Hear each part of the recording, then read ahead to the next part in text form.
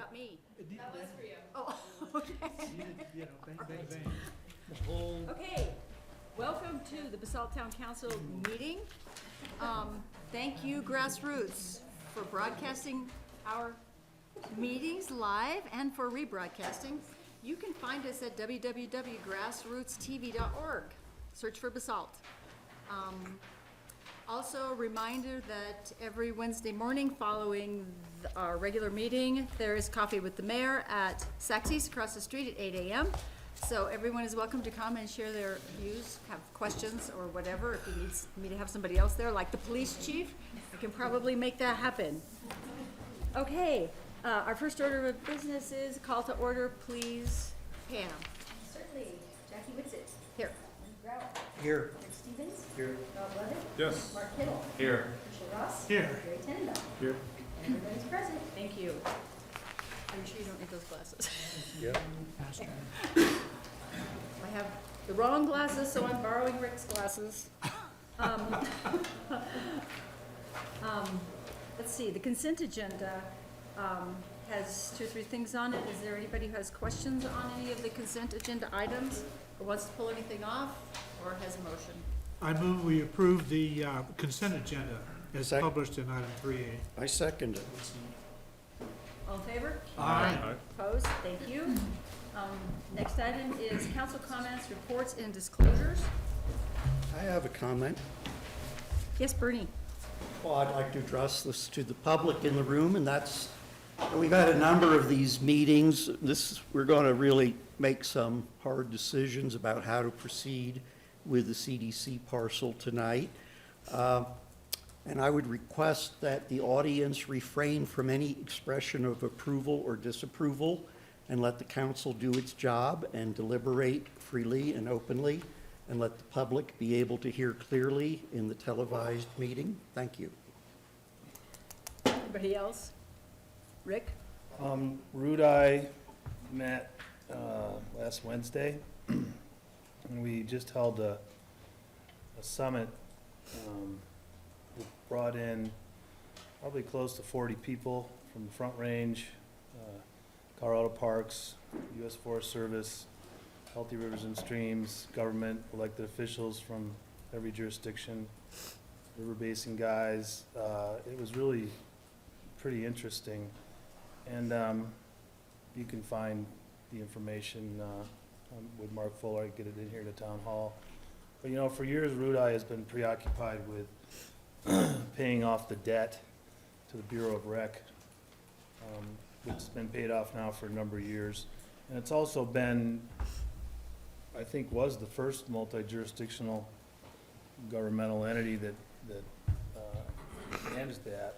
And it's really a pretty strong group. It's very interesting. And Rudai is going to take on a mission that's a little different from what they have been doing.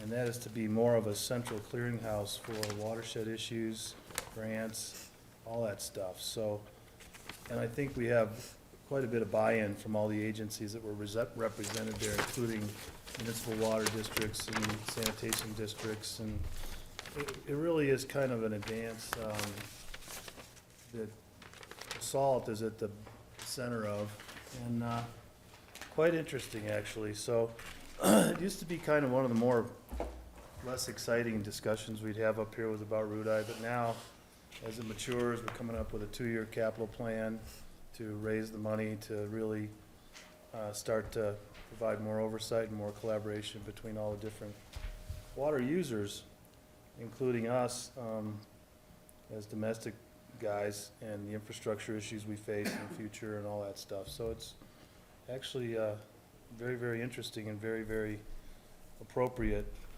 And it goes from here to Eagle. Eagle's getting involved, Eagle County and Garfield, so those communities down there. One other thing, I don't know if it's appropriate to ask an opinion during this time for just a change in the way we manage these agendas. Is it? Go ahead. In the past, what I'm finding with as much information that is coming out of our staff and council and P&Z, that when we get an agenda on a Friday afternoon to review by Tuesday night, it's pretty tough to digest it all. And anybody that wants to give anybody any feedback, there's kind of a little bit of a mad rush on Monday and Tuesday to get all your opinions to your elected officials. In the past, we used to approve a draft agenda a couple meetings ahead. And given the pace at which things are being discussed around here, I just was hoping that we could get some support from council to not only, tonight, for example, we would have a draft agenda for December 8th in the packet that could be reviewed and the public could get a general heads up. And, you know, counselors could get a little more time to see what the temperature is on certain issues. So I don't know if that requires a motion to direct Susan or staff. Consider it or- done. Consider it done? Yes, it is a great idea. We used to do it all the time, and that way we all had a clue what direction we were going on the next few meetings. So there's no reason we can't go back that. It's administrative change, so if we could just pass that word on to staff who is here, that would be awesome. Okay, thanks. Anybody else? Rob? Thanks, Jackie. I have two things. One for maybe Chief Knott and for Mike. I've been asked by a citizen to look into cars driving too fast on East Valley Road in Willits, and if we need to monitor it or put in a stop sign or find out what our options are. I've been asked to relay that. Second thing, and this is regardless of what we decide tonight on Resolution 55, and maybe it's just me in the holiday season, but I'm kind of excited about what's going on in Basalt. We have sorry, RMI about? opening up. I'm excited about what's happening in Basalt Yes. right now. We have RMI opening up next month. We have Ski-Co moving in across the street, and in this valley, you couldn't ask for a much better resident. We have the Colorado Teacher of the Year at Basalt High School. Fifth and sixth grade football teams won the Super Bowl. The Lego robotics team took first place out of 20 teams from the middle school. It's all great stuff for Basalt, and I'm excited about it, and I want you guys to be too. Thanks, Rob. Here, here. Maybe we need, another thing we used to do was publish those kinds of things at the end of the year to report to everyone. It isn't all head knocking and, you know, stuff like that, that we actually do have some things that go unrecognized, so maybe we'll just develop a list of that over the next couple of weeks, but it's always nice to give you guys a pat on the back for all you do, and then recognize all the hard work that creates these opportunities. The ski company's huge.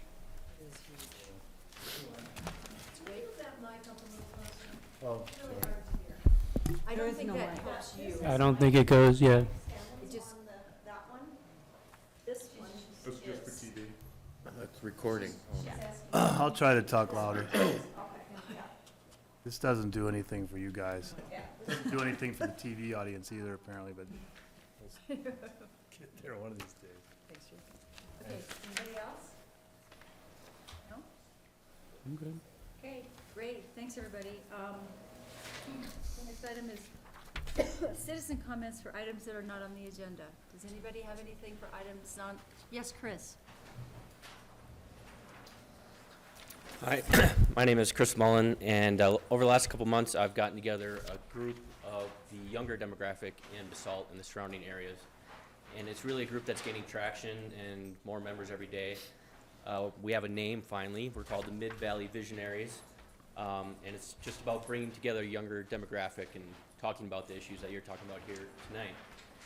And our next meeting is next Thursday, December 3rd, from 6 to 8 p.m. at the Wiley. We're going to have Skippy Mesro from Aspen Next Gen talk, as well as Jenna Moe, who's the president of Aspen Young Professionals and also the new executive director at the Wiley. And I've got some business cards about us to hand out to anyone that would like some to give to people that might want to join us. Thanks. Chris, there's also a group in Glenwood doing the same thing at the same time. It's a little bit ahead of you guys, but it's called Next Gen. And I'll get you the guy's contact. He works at Berthoud Motors. So, I think it really says something that Chris has worked on this, but not very hard, and how much interest there is without that much energy put into it. So I'm very excited to have a listen to what the generation younger Millennials. than us. This whole room is always our generation, so it's awesome that Chris comes to every single meeting, knows what's going on. It's wonderful. Other citizen comments for items not on the agenda? Okay. Next item is second readings. It's public hearing and second reading of ordinance 25. An ordinance of the town granting an extension on the reporting deadline for the Roaring Fork Apartments land use approval documents, lots D, E, F, and G, Basalt Commercial Park, Basalt, Colorado. James? Yeah, this is second reading of an ordinance. It would grant a 6-month extension for the deadline for Real America to record their documents on the Roaring Fork Apartment Project, which is the 56-unit affordable housing project next to Stubby's in the Basalt Commercial Park. The last meeting, the council approved the ordinance on first reading and set a second reading for today. The applicants have cleaned up the weeds in the front of the site and worked on the fence. So staff has removed the condition about cleaning up the site before second reading from the draft ordinance that you have in your packet. This evening, staff would recommend taking comments from the applicant, but I don't think we have them here this evening. And taking public comments and providing council discussion, staff would recommend approval of the ordinance on second reading. Okay, so if that's the staff presentation and the applicant is not here, I will open the public hearing right now at 6:14 for public comment or question regarding this. Hearing none, I'll close the public hearing. Council? Yes, Rick? I noticed there was 70,000 in security, Yes. and that wasn't just to get the guy to clean his weeds up. That was to finish the capital improvements left undone by the past developer. Well, there's actually two kitties of money. There is the money that's in the escrow funds for cleaning up the site, and that's in the $40,000 realm. And then we've got the 70,000 for an overlay of the public improvements Okay, for the Basalt Commercial Park. okay, good.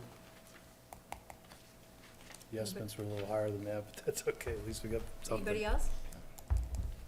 Mayor, I move we approve ordinance number 25. It's easy. Second? Second? Further discussion? All in favor? Aye. Opposed? Okey dokey. Okay, next item is resolution. It's a public hearing and consideration of resolution number 54, resolution of the town adopting the Our Town Sub-Area Plan, an amendment to the 2007 Town of Basalt Master Plan. And this is Susan, right? I just wanted to say at this point, this along is pretty related or somewhat related to item 7B. So this is a public hearing, so we will go ahead and take comment on everything on this item and not be taking public comment on the second one, rather than do it all again. So feel free to make public comment on both this public hearing issue and resolution 55. So, Susan. Okay, so ever since the town approved the Fix the Fork bond, we have been engaged in our town planning process. There have been, the Downtown Area Advisory Committee made its report to the Town Council and the P&Z last December. And there have been a number of different resolutions that have been passed by the council to kind of further that effort. And I only really want to point out three of those, a couple of those resolutions. One is resolution number 3, which is behind Pam. That's a table from that resolution. That resolution was passed in January after DOC had made its report. And it had a series of recommendations about what was going to happen next. And it basically assigned the work back to different boards and committees. For example, the Post Committee was directed to design the river park, and the P&Z had 2 tasks. One of those is in front of you today, and that was really to look at the 2007 master plan to incorporate the revisions that would be necessary to further the DOC recommendations, and that's really what is in front of us today. Later, the town council approved resolution 19. That map is kind of behind Rob and Rick. And that map was kind of further refined the area of development that was proposed by Doc, to basically say that the building area was roughly about half the site of the Roaring Fork Community Development site, and the other half would be park. And then the other resolutions that I want to point out are the resolutions that you have in front of you today. The P&Z has reviewed our town master plan amendment that you have in your packet. They approved it by adopting their Resolution 1, 2015, and you have two resolutions in your packet.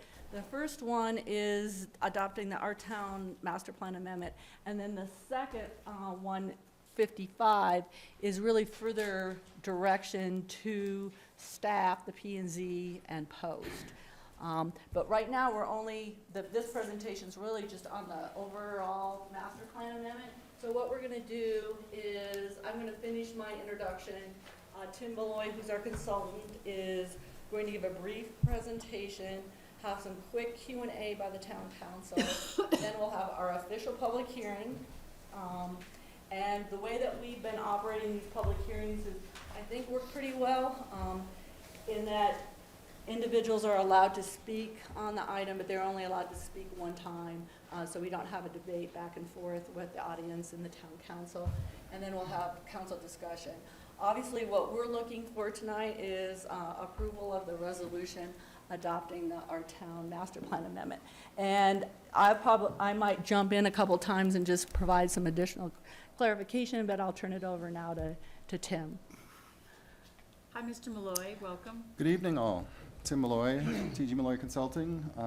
Been working with the town staff and the Planning Commission on this amendment now for several months. And I'm just going to give you a brief description of the components of what it is we're talking about and talk about what it does and why it makes sense to amend it, why it makes sense to adopt it. The document itself, which the first page of which is on the screen to my left, is basically comprised of 4 parts. There's a text portion which provides some background information, which was missing from the DAC report in terms of how it relates to the current plan and so forth. A little bit of background information about the community engagement process and so forth. Information about the town's authority to adopt master plans, which come from the state statutes. Description of the future land use map, the revised future land use map, the revision from the 2007 plan. And then some potential zoning and other recommendations having to do in particular with the Basalt Center Circle parcel, with the town's sort of known downtown parking shortage, and some other things that were not addressed in the DAC report that the Planning Commission felt were appropriate to be addressed in this plan amendment. So what does it do? It amends the 2007 master plan in a number of ways. And the first of those has to do with the recommended land uses and the pattern of land uses and so forth.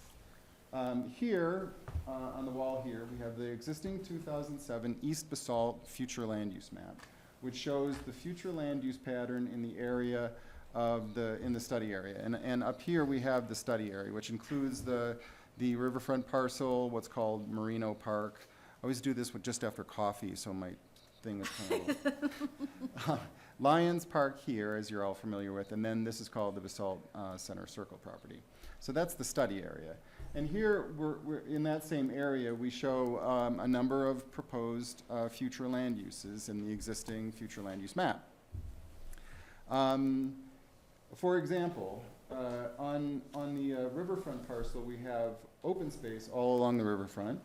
And then this little piece right here that's called mixed MUR, mixed use residential, that's actually the RMI site. And on the current future land use map, everything east of that, all the way to Midland Avenue, is proposed for mixed use commercial. And mixed use commercial, the definition of it in the current adopted 2007 master plan reads as follows. The intent of this category is to provide retail and or service commercial uses on the street level and residential uses and office uses on upper level. Structures in this category are intended to allow for live-work situations. As such, can also include very light industrial uses such as light assembly and repair shops. So that's sort of the recommended use all along Two Rivers Road from the RMI site to Midland Avenue. The other pieces, Lions Park and the Basalt Center Circle property, essentially there was no real change anticipated on those parcels during the 2007 master plan process. And the way this future land use map works is that if there is no designated future land use category which differs from what is the existing land use, then the existing land use is considered the future land use. So in the case of, for example, the Basalt Center Circle property, we have sort of a conglomeration of service, Or Clark's, as commercial. people often call it. Thank you. Yeah. We have sort of a mix of commercial, service commercial, mixed-use commercial, office and lodging that are sort of the existing uses on that parcel. As you know, it's kind of a mishmash of things going on there. So that is essentially the recommended future land use pattern on the current master plan. So one of the things that probably the main thing that the amendment that's before you tonight is intended to do is to really show the community's change in direction from this plan, which was discovered through the process of the Our Town planning process, through all the meetings and all of the sort of chat sessions and the sketches and drawings and the work of the committee to sort of consolidate that into the DAC report. Which essentially is shown on this drawing up here. And unfortunately, if you're in the back of the room, I think that beam is going to be in your way.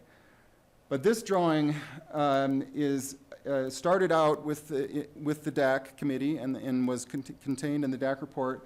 And when it went through the Planning Commission and even the council, I think, commented on this map, there were some changes made to it. But essentially, the basic components remain the same. That all of the proposed land uses on these 3 parcels within the study area were shown as mixed use, with some interspersing of open space and plazas. And then there was an emphasis on this sort of keeping these physical and view access corridors open through from the downtown area to the river. And there was some discussion also about trail connections and so forth. So that is a departure from what we had shown in the existing future land use map, which shows this as mixed-use commercial. In particular, right here, it shows this area as park or open space, whereas the current plan shows this area as mixed-use commercial. So that's one of the primary things that this master plan amendment is intended to achieve.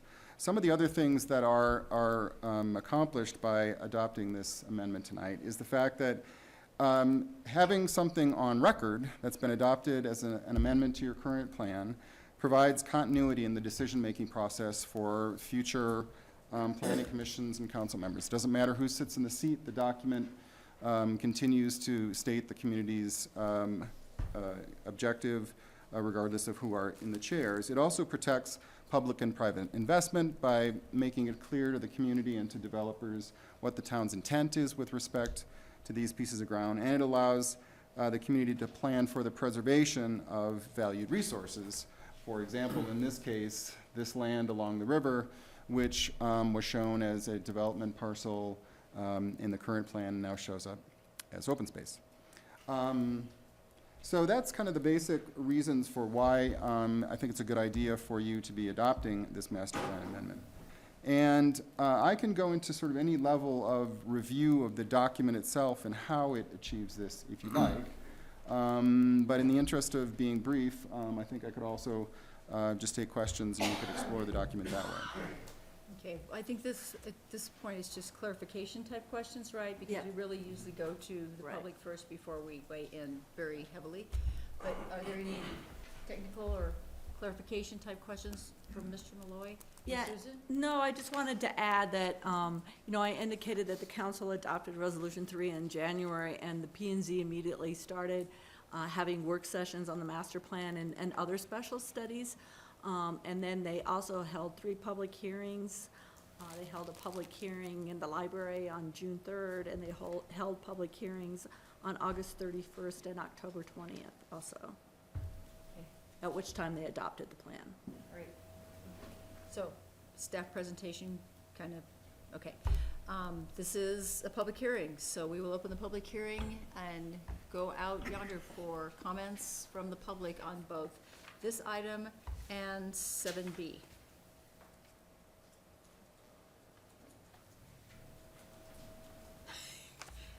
Yes. Ted? This seems like we've got You get a, Ted Guy, come on down. Ted Guy. It seems weird, if confusing, to not hear the presentation on 7B before we have public comment. We're being asked to comment We can do that. on 7B, so thank you. And I just didn't use up my one-time date. It was under the 2-minute idle, so you're good. Okay, if somebody wants to go ahead on B. Well, Mike, are you there? Yeah. So we're on 7B, and what I was gonna indicate on 7B So we're not is, voting on A? Voting on 54. We're gonna take comment on everything, and we're gonna vote then separately, because one is a public hearing type resolution, the other one is a direction resolution, they're not the same. why can't we just get this one out of the way then? Yeah, that's my feeling. Because then if you're gonna, Because we're taking public then you're gonna have to take comment all over again. Oh, okay. Right. I thought we just had comment on A and B, or A. Did we just have comment on A? We didn't have public comment on Okay. So Bernie. I'm saying corrected. Okay, so, is Mike or who's gonna talk about B? well, Mike was gonna give some, a brief introduction about why, item 7B is in front of you and what it does. So with the resolution 54, which sets the master plan, and then based on the conversation at the last council meeting where we had, it seemed, agreement on what we're titling Exhibit A, where you see the blue, the pink, the dark blue-green map. Is Susan pointing to it? Not yet. Not yet. She's going, she's there. There, she's there. And it seems we have agreement that that polygon in that blue area is a public piece. That blue pinky stripe piece, the polygon, we've started calling it the polygon event area. And then there's attached maps that show a structure that fills that polygon. That structure on the first exhibit is 6,500 square feet, meaning that that's roughly the area that it covers. And there's a second drawing that shows if you were to place a restaurant under it, and let's say that larger piece would be like where the restaurant would be held, and that would be approximately 2,200. And then that smaller piece is sort of where the bathrooms would be held. And we've thought about how to create an event space that has a total area of 6,500, and whether you want that to be an event space or whether it becomes a restaurant and a bathroom. We have the space to do those things. For staff, it's really helpful in understanding that that pink piece, which is the development parcel, keeps shrinking. I had Susan show we needed to leave access for the fire department in order to access the back of the property if there were ever structures there, because that would become a requirement. And as that piece of property shrinks, and we're now just a little over an acre at 1.08 acres, and since there seems to be agreement on the park, why don't we set this map as the map that we want to follow, and then let the developer work on that pink piece and say, here's the pink piece, it's 1.08 acres, give us your best plans and ideas on how to develop it. I think the size of that pink piece just limits development. I think there's a lot of concerns about how big it's going to be, and I think the developer, with just this idea in terms of what's left to develop, what the polygon will entail, can come up with ideas for the council to look at. And that's all I have. Okay, so, can we go back to the public hearing, which is now open, actually, for comments or questions? Just come up to the mic and Ted, are you still there? I'm still here. All right. Are you less confused? I'm irritated. Ted Guy, master of the River Master Plan. Spent over 10 years visioning the future for Basalt. This is a step backwards. I do not agree with the change in uses on the Pan and Fork from the 2007 master plan. So I would urge you to defeat that. I don't think, given the past track record with this community, any developer is going to waste their time showing you what might be on the pink piece. Thank you. Okay. Others? Yes. Patrice Becker, Basalt. I'm just wondering, when we develop that pink piece, how far will it spread into Lions and Moreno Park? Thank you. Yes? Larry Aw, brief comment. I would suggest that you consider that this is the result of a very shallow planning effort, and that rather than adopting a this and this and this, to have this ordinance, because this and the core are frankly inextricably linked in terms of social vitality, economic vitality, and everything else. And considering we've tended to isolate this in ascension and descension for a long time, but I would suggest that fiscal planning, social planning, and physical planning would yield a lot more informed determinants on how to divide this up. I'm not saying one way or the other. I'm just saying, to me, the information is quite shallow on which to adopt a specific land use plan. Thank you.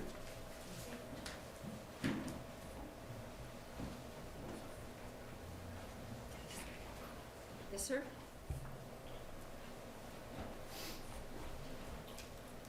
I'm Doug McDonald from Basalt. I think I agree that in some ways it seems pretty shallow. Perhaps because in discussing this, we say we reference a lot of our studies in the past, but some of those things haven't come through in defining specifically what the town would like to see on this property. The thing that strikes me is that in the recitals we make reference to Resolution 34, and then we can go back and read that and realize that we're still saying that we're okay with residential development on the park. And I agree with Mike about not focusing exactly on square footage limitations and details and so much has got to be this and that. But something to me that's very important is that we ought to be careful that we do not limit ourselves to proposals that depend on residential development in this space on the park. I think that's a key element that is still in our plan because we've approved Resolution 34 and it makes reference to residential development. I think there are a lot of options for development of the property, and I think we ought to eliminate that as one of the goals for the town. Others?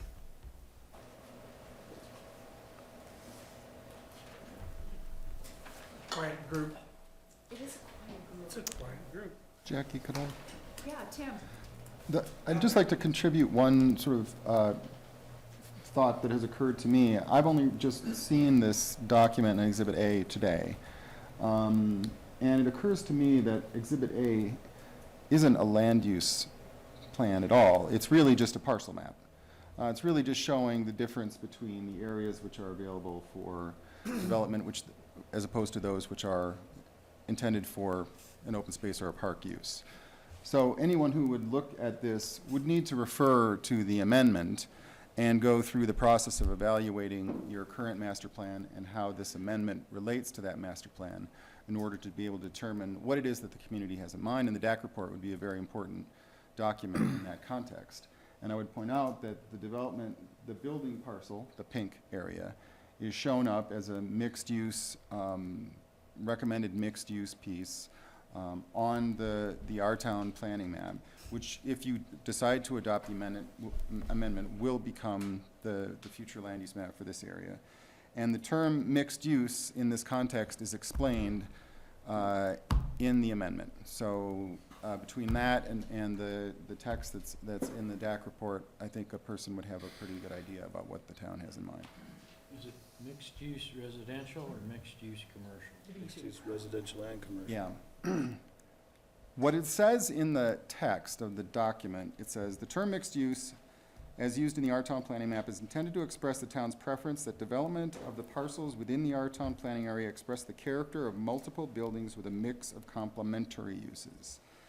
This term is not intended to require that every building contain a mix of uses or that every parcel within the study be required to be developed with a mix of uses.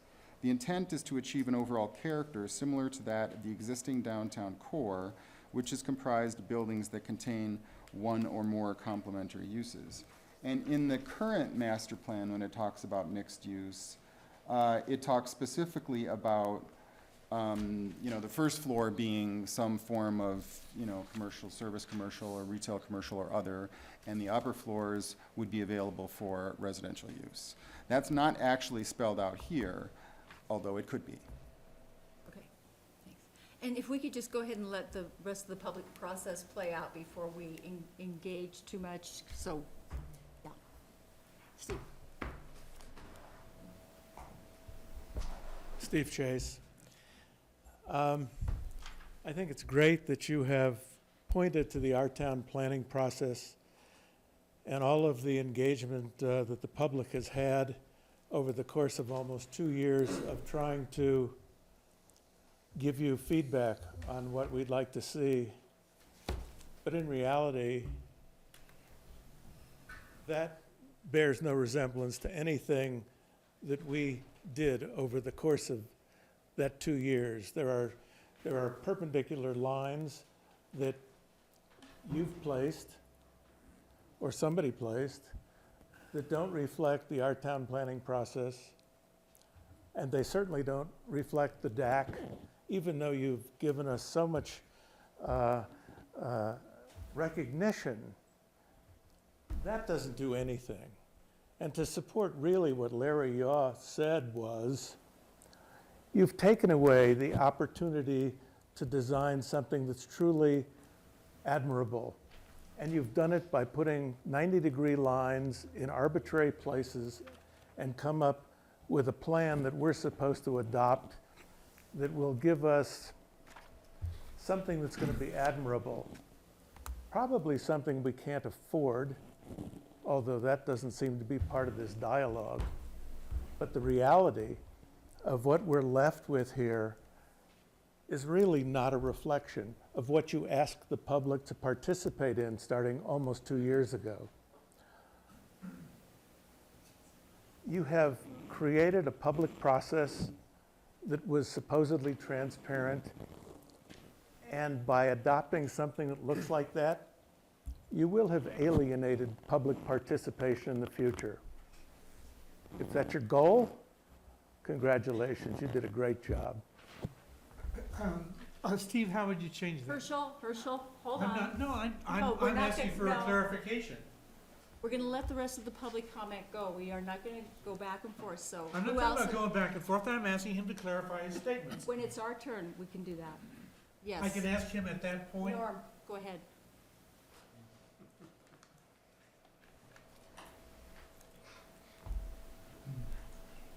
Norm Clayson. Boy, I couldn't agree more with what Larry said and what Steve just said.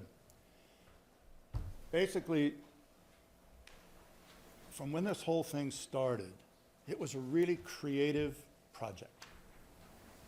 And by that I mean you had a parcel of land which was really well set for somebody to come in and provide this town with a wonderful design. A design that had open space within it, a design that could be, if you want to put it this way, the savior for what we all wanted, which was to use that parcel to give life and vitality to the town of Basalt.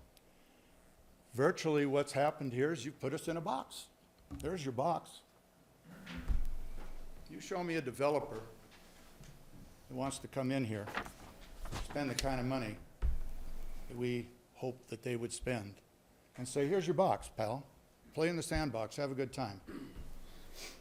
I just don't believe that that's the way that this should be looked at. I don't believe that it's the way that is the best way for this to come about. I go back to the master plan, which was 2.2 acres. I personally think this is about the biggest joke that's ever been laid on Basalt since I've been here, and I've been here a long, long time. There's no such thing as a big V view plane. If anyone wants to challenge that, meet me tomorrow, we'll take a look. And once the wetlands grow, it's finished. If you're going to have a core, and we have a core, that's what this is all about. We have a small core. It's downtown Basalt. That core has really only 3 ways to go. It has the CDC parcel, it has Lions Park, and it has the Basalt Circle. That's it. Nothing left. You can't go past RMI and build anything. You can't go past the 7-Eleven and build anything. That's not the core. You can't go past the barber shop and build anything. You've got a core. That's it. And here this comes along to be part of our core, and the first thing we do is move whatever is here that relates to the core as far away as we can take it. That doesn't make sense. It just doesn't make sense.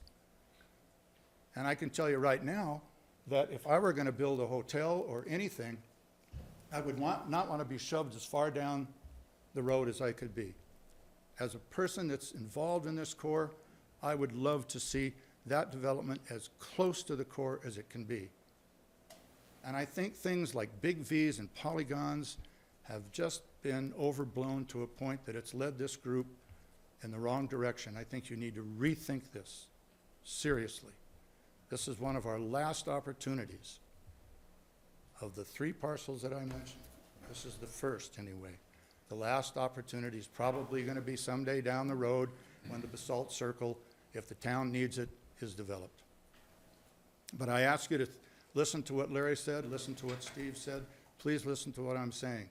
Give some serious consideration to going back to your master plan and giving a developer and you guys and the planning and zoning some space to work with. Thank you. Okay, thanks.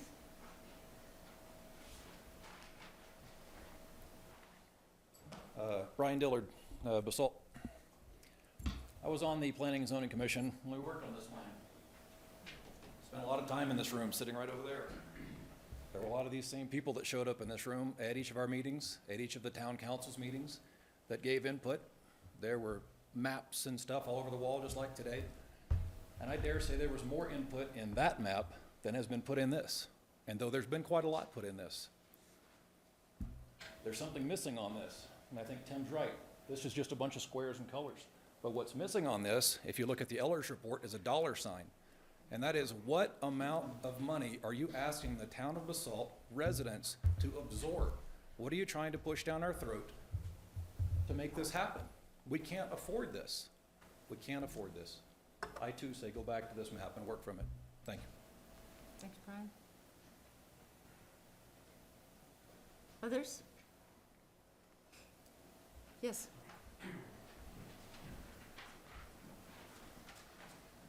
This is Touchette.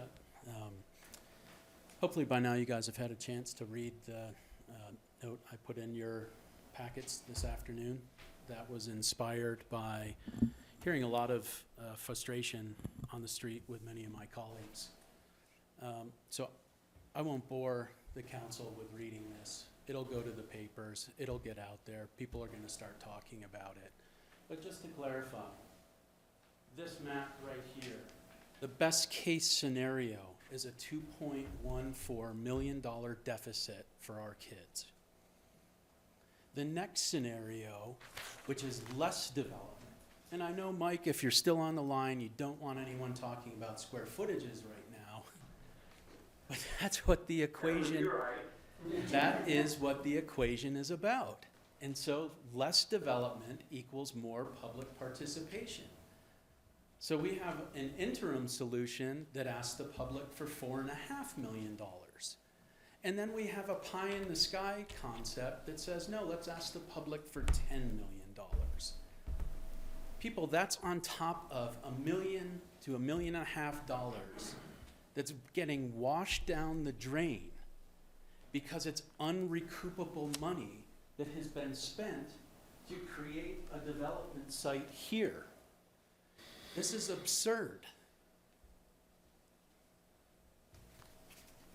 I'm sure that there will be people that get up after this and try and say, oh boy, you know, there he goes again. He's conflicted in so many ways on this. That's just simply not the case. I've been rigorous speaking with staff, with Tom Smith, all throughout this process to keep my involvement at the highest standards, totally transparent. I wish you guys would be doing the same and starting to voice your opinion on how you're thinking about going to the taxpayer and asking for a bailout here. Because at the end of it, we still don't have funding for the affordable housing project by Stubbies.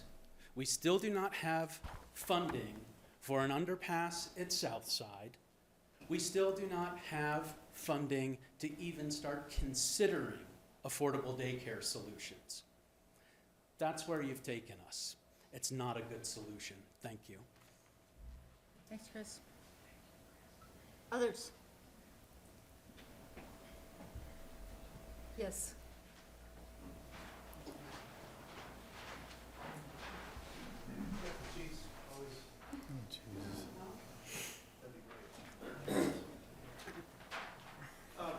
Mark Kwasinski, and I do have a couple of sheets that I did want to put up because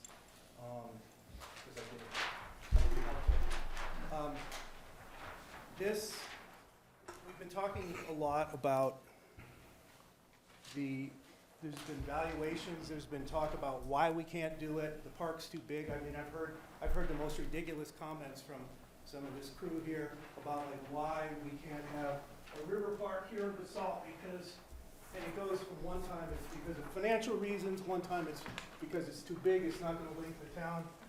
I mean, it goes on and on. So what I wanted to do here was comment on some of the points of the valuations of what the Ehlers study, which everyone seems to be hanging their hat on, we got some issues here. And the first one is an error of $100 a square foot on the valuation of 75,000 square feet equals 7.5 million. You bump that up to an error of $200 a square foot, it's 15 million. If you bump that up to $300 a square foot error, that's 22 million of unnecessary public wealth given away. Now we can cut that back a little bit, but that's the valuations that have been driving a significant part of this conversation. And I went out and collected, and I was diminished by some of the council members because I collected 250 signatures of people that said that we do not want more than 30,000 square feet of development. And the criticism, it was fairly demeaning. It was very demeaning. Didn't mean anything. These people that signed these petitions, oh, they didn't know what they were signing. I mean, that's insulting. That's very insulting to have that sort of feedback coming back. Because 85% of the people that did not have direct financial involvement in this project signed that petition. And I didn't have to, and there was no arm twisting, and there was not the, this supposed steel hand that was forcing these people to sign. There were a lot of old-time Basaltines that said that park down there, a lot of that should stay open for a river park, and we should develop it responsibly, physically responsibly, and with a long-term vision rather than just a short-term vision. So, you know, I'm making that. And so a couple other comments about the accuracy of the trusted advisor and the Ehlers report. If you would look on the maintenance of the park concept, for some reason, over 15 years, the maintenance totals $4,184,756. This is on the complete 100% open park. If you look, there's a line item on there. Now, if you look at the maintenance for 50% of the 75,000, 50%, which is, if you look at the $75,000, the 75,000 square foot option, the total over 15 years is $464,000. I don't understand, except that clearly there are some significant errors in this report, or assumptions that are not, they shouldn't have been made. Because how could, if you figure that out, that means that extra half, 50,000 square feet, is going to be costing $247,000 per year to maintain, to cut the grass. Seems pretty high to me.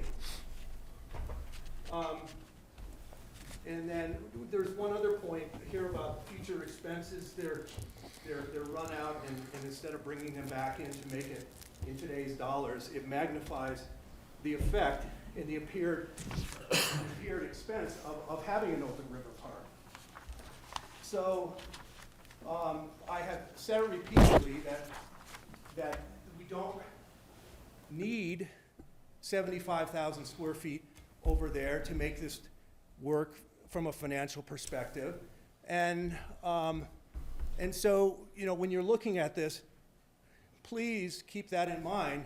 And I hope you're on the wrong side, and 10 years from now, you can say, yeah, I was part of that good decision that we made. We made a long-term decision rather than the short-term sugar buzz that building it out now would give us. And I just want to see if there was anything else that I had forgotten. Oh, okay. And as far as the timing here, I think Mike Scanlon is, aware. There's been a group of people who have been very concerned about the park. They have no financial interest, no direct financial interest whatsoever. And they have taken upon themselves to fully explore the potential of a full-fledged event center. Why?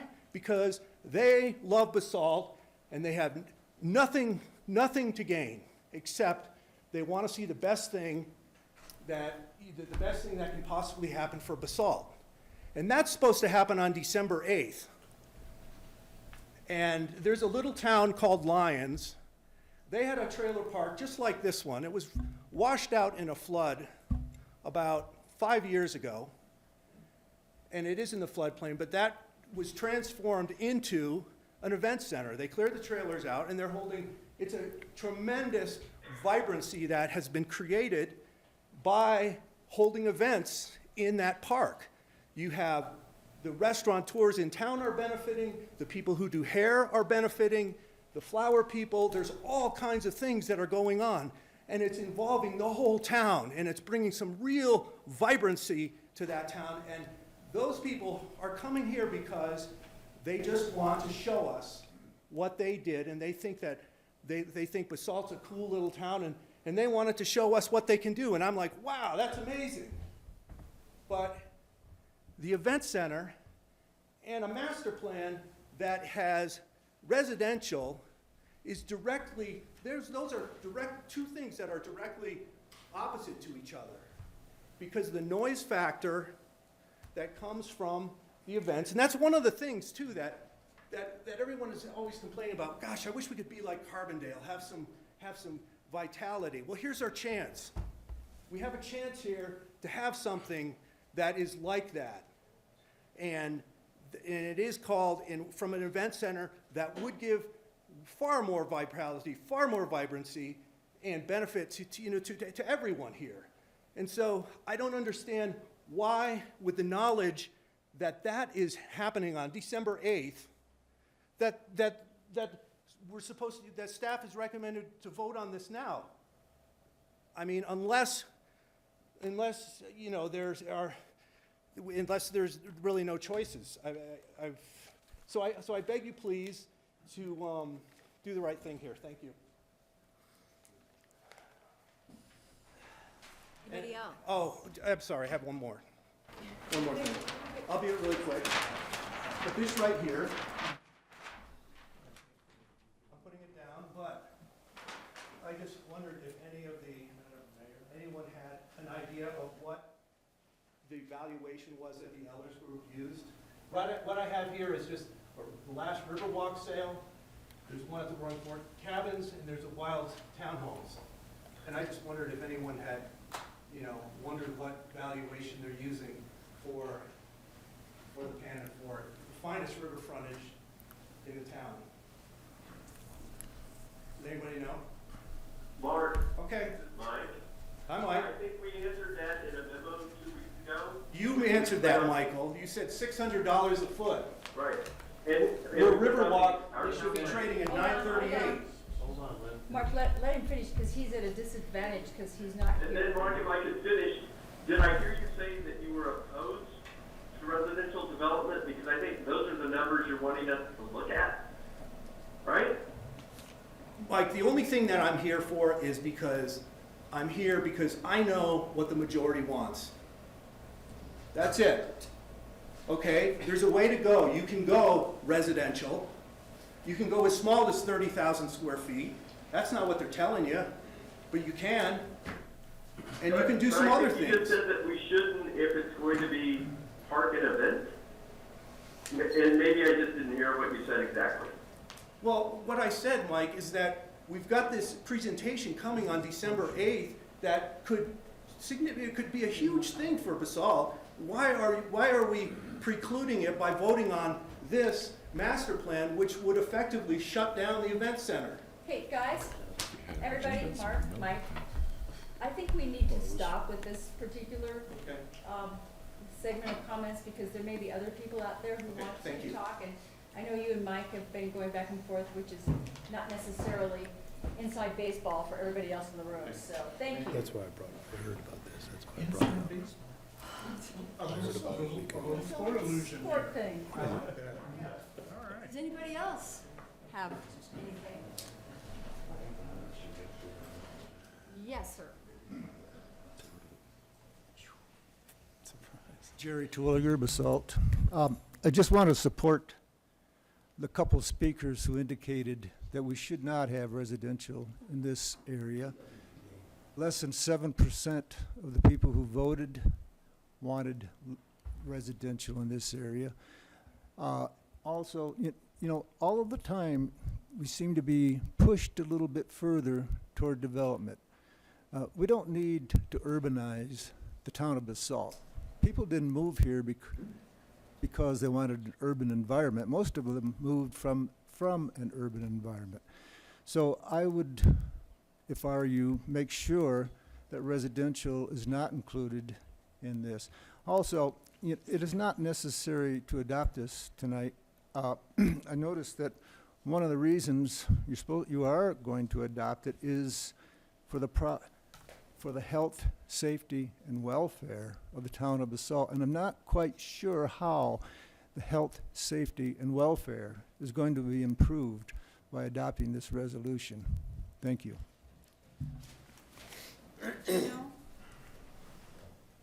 I'm Gino Rossetti, I live in Basalt.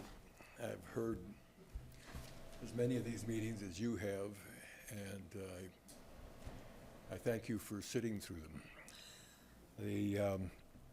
There's those that like it and those that don't like it, and they're not going to change their mind, and they'll make up whatever they want to make the point across. I think that the town has gone overboard in trying to get planning, trying to get finance expertise, trying to listen to your Mike Scanlon, trying to listen to P&Z, and I think we've got information, and I think that we would like, let's get on with this thing. It needs to go to bed and stop all of the partying. I think that Mike's message in this morning's paper was just really right on. There's no question we need a great park, but we need a great development, and the two have to go together. They can't go separately, and I think that you're on the verge of doing it, and I'd like to get on with it, and thank you. Thanks, Gino. John?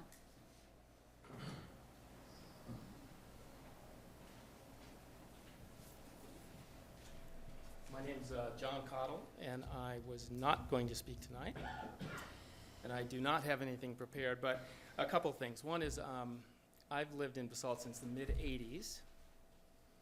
I have participated, I chaired planning and zoning for a long time.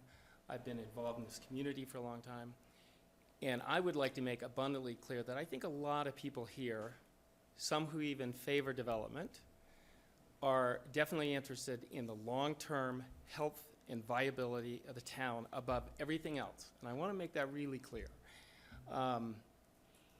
There are a lot of case studies of small communities that we can all learn from to expand our own personal prejudices for open space or against residential development or things that I think it would behoove the council and their advisors to really study. There are, and one of the aspects of communities that are vibrant, great communities are the connections connecting places of work, places of business, places of recreation. I mean, they're usually called streets, and there's stores on streets. And Basalt's got a great Main Street, in part because you walk down Main Street and you see Herschel, and you go in the shoe store, and those connections where there's enough development, there are enough buildings, there are enough businesses to make the walk from RMI maybe a little bit more of a town experience than with no development on it. There are great communities that have those qualities. So I feel pretty strongly this should not be about it is open space versus evil development. It should be how can we create a great community. I personally, long-term as a resident of this community, think Basalt needs smart growth. Maybe that's what we're talking about. Part of that should absolutely include the possibility of residential development in this parcel. There are great communities with mixed-use development on a lot of different lands. I don't see what's wrong with residential development on Riverside Drive. I don't see what's wrong with so let's keep these things in mind. Residential development is not evil. Balancing open space and great communities, great streets, good connections, places for people to get together, I think should be an awful lot of the focus of what we're talking about. Rather than absolutist, it should be this or that. Thank you. Thanks, John. Laura? Laura Clayson, I'm a 30-year resident. Just a couple of points. Number one, I agree with a lot of people who spoke, and to me, you look at this and you go, this is very unimaginative. It's not creative. It's a box. Number two, anyone can put up any statistics they want. We did hire a consultant, which I'm assuming has some respect and some credentials behind him. You choose who you want to listen to. Number three, This is just a list that we came up with, scribbling names of the businesses that have left Basalt in the last approximately 5 years. I think it's an interesting, we're at a tipping point for Basalt. You know, someone said you never just stay stagnant. You're either growing or dying. And we have, how many employees are they going to have with the ski corp? 20 or 30? I'm just grabbing a number out of the sky. 60? Yeah, more like what Rick 60? says. Okay. They're going to need places to go to lunch. They're going to need places to meet with their friends after work and have drinks. You know, we lose 1 or 2 more bars or restaurants. They don't have those places to go to, and I don't think they want to go to the same one every day. This is an opportunity to provide that mix, those people walking to restaurants and bars. I'm sure about half of them probably live here. So please consider that in your decisions. Thanks, Laura. Others? Did we miss anybody? All right, if that is all Actually, from Norm the cleared it up public, from public comment, you had a question for someone in the audience. Actually, Norm cleared it up for me. Right. He embellished on what Steve said, and I got the gist of it finally. A little slow this evening. It's all that salt water. Brag. Yes. Brag. Okay, the public hearing is closed. It is council time. We are going to first make some kind of decision on the master plan amendment, please, and we've got Mr. Malloy here. So he can answer any questions that you might have about this. Otherwise, I guess, have at it. Rob? I think back to Tim, just give us 3, 4 bullet points of the major changes in the master plan. Okay. Again, we're looking at this map versus, unfortunately, Mark has covered up a portion of this map, but we got what we need. So fundamentally, we have a change in land use in this area. And a change in land use on the town parcel, and a change in land use on this portion of the area that's Clark's Market. We're calling that this Basalt Center Circle parcel. It's currently showing up as mixed-use commercial all along on the riverfront parcel, all the way from the RMI site to Midland. Here, it's showing as mixed-use commercial from the RMI site to the Spur Road connection, with a little piece that's called plazas, or, you know. And then the rest of that frontage on Two Rivers Road is shown as open space.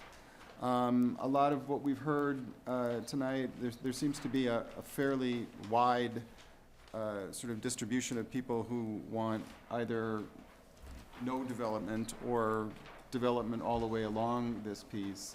This is actually a compromise. This is showing some development on what is sort of referred to as the pink parcel, and park for the rest of the frontage on Two Rivers Road to Midland.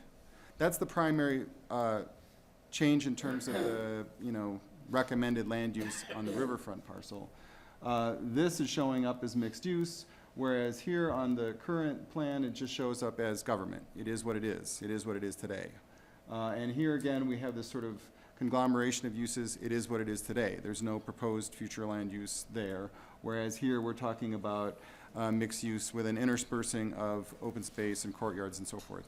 And actually, that was one of the things that was talked about quite a bit in the DAC report, was the importance for connectivity from the town to the rivers, both physical and visual, and the desire to integrate more public spaces with, you know, future development, with the buildings that would, you know, front on those streets and open spaces. So that was a pretty big deal. And there's a change in character that's expressed in the typology map and the typology description sheets, which are also in the plan on that point. You earlier mentioned lodging. Lodging, right. This area, these buildings here, and I think there's a little piece right here as well, on that parcel that are currently lodging, as we all know. And though, again, on this piece, the current use is the future use. No change was contemplated there. And I think one important distinction that needs to be made is that the master plan up here with our town planning map is purposely vague. So it doesn't have those diagonal lines that I think people are referencing on the exhibit that's attached to the other resolution. And it purposely indicates on there that you're really not supposed to be measuring from there on the map. There's a note on the bottom, and that was because people were measuring where the bubbles were. So the idea here is to use the principles from the doc report and that you see repeated on the typology sheets as kind of further guidance for additional actions. So there's additional implementation actions for the out-of-town planning effort. You know, for example, item number 55 is an implementation that you may or may not approve. The P&Z's next step is to do zoning. And so they're talking about today the zoning district and how that's going to work. So kind of going back to what Gino said, I think the P&Z was, their comments at the public hearing were they're ready to move on to the next step. Okay? Can I ask a question? Did you get all your questions answered? Can I ask a follow-up? You said you had several, so. To Tim or Mike, I don't want to paint ourselves into a corner.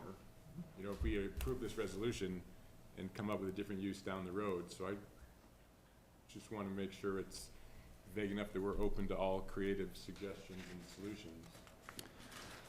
Tom's shaking his head yes, then that makes me happy. Yeah, I mean, I would say that there's somewhat more flexibility in the amendment with respect to these parcels than there is in the 2007 land use plan. And there's quite a fair amount of text in, both in the amendment, in the first 7 pages, as well as in the actual DAC report that talks about wanting to preserve flexibility and entertaining ideas that are creative and that fit the, you know, the character of the town and so forth.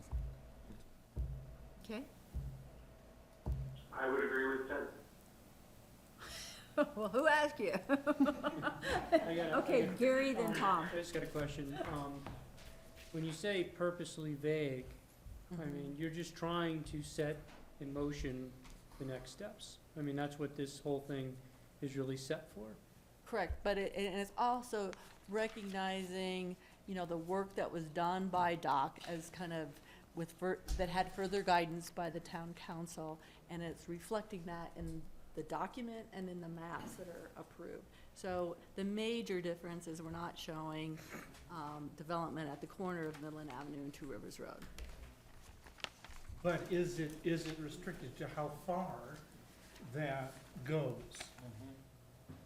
You know, is it saying that absolutely less than half of the CDC parcel could be in some way developed? Is it saying that? Yes.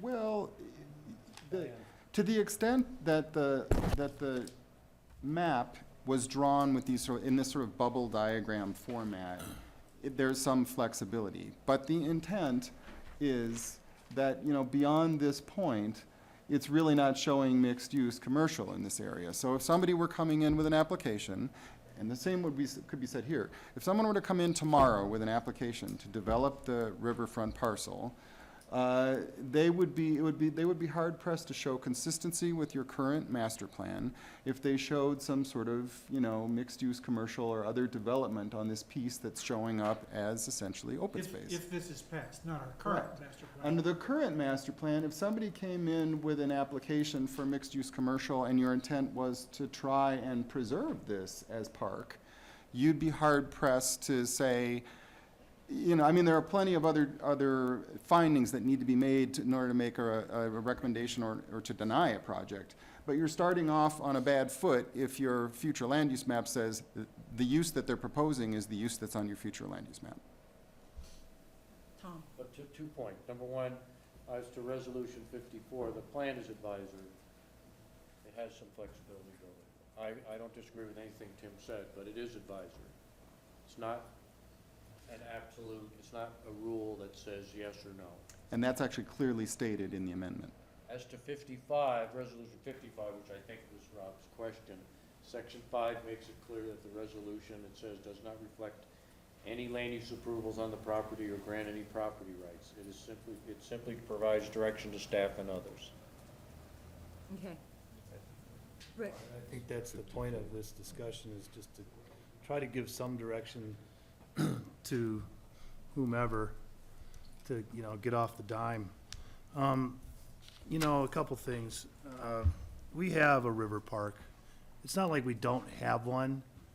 We've built one on both sides of the river. I've walked this area, I don't know, a total of maybe 10 or 12 hours from every direction. I've never seen a more spectacular piece of ground in the Roaring Fork Valley that's within walking distance of a core area.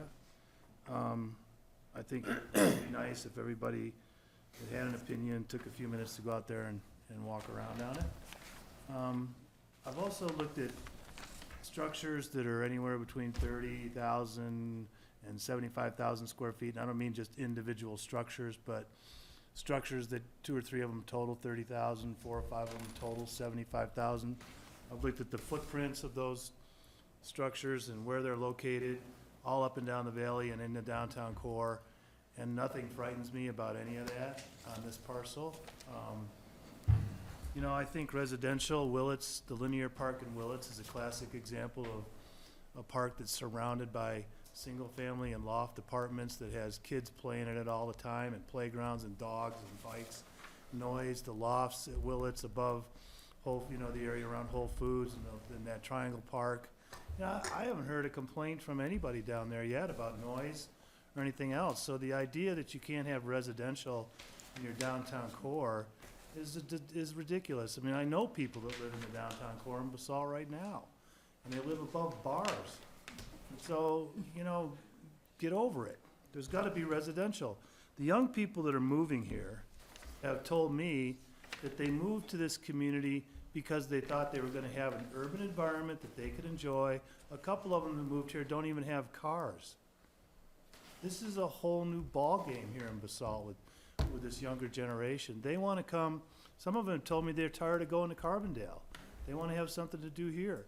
They are coming here anticipating some activity, some density, some opportunities in the core, so then they can stay here and they can go out and recreate in all the ski areas and parks and bike paths and mountain bike trails and everything else.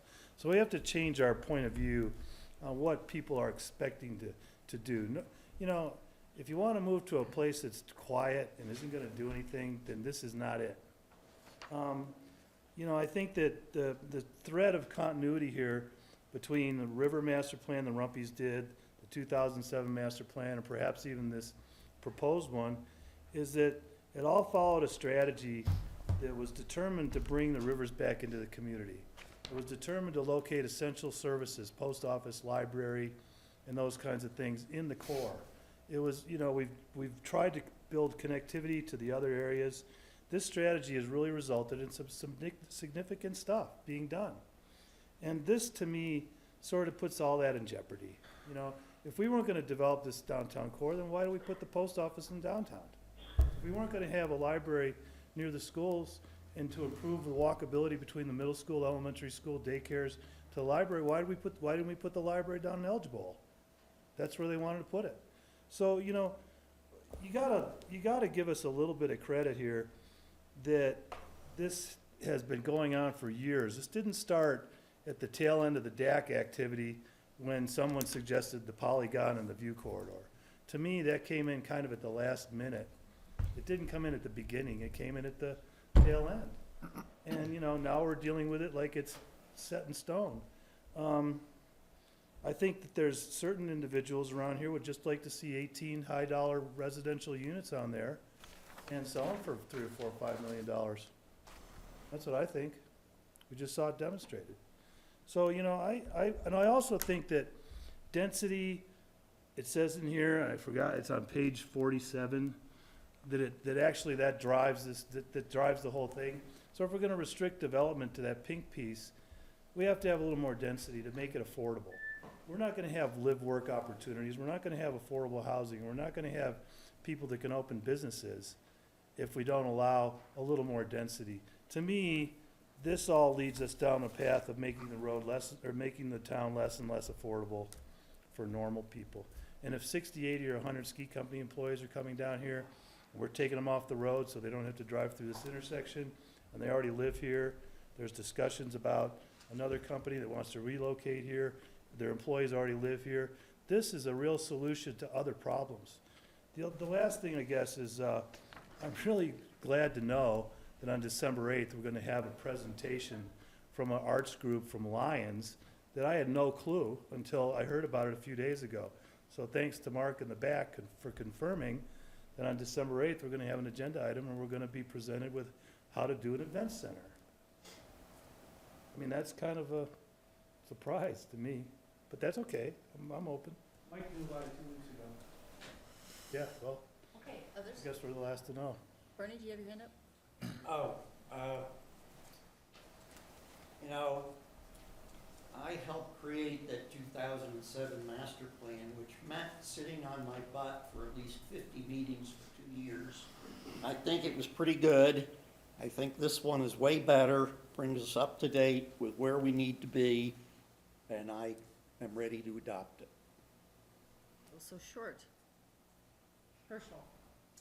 I'd like to thank John for reminding me how we got into this process and what we started with almost 4 years ago.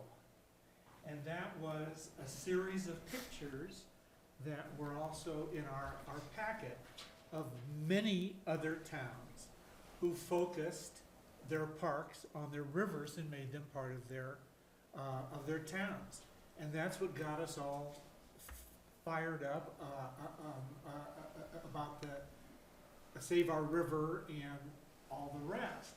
Every single one of those examples that everybody said, ooh, so cool to have here, had development on the river.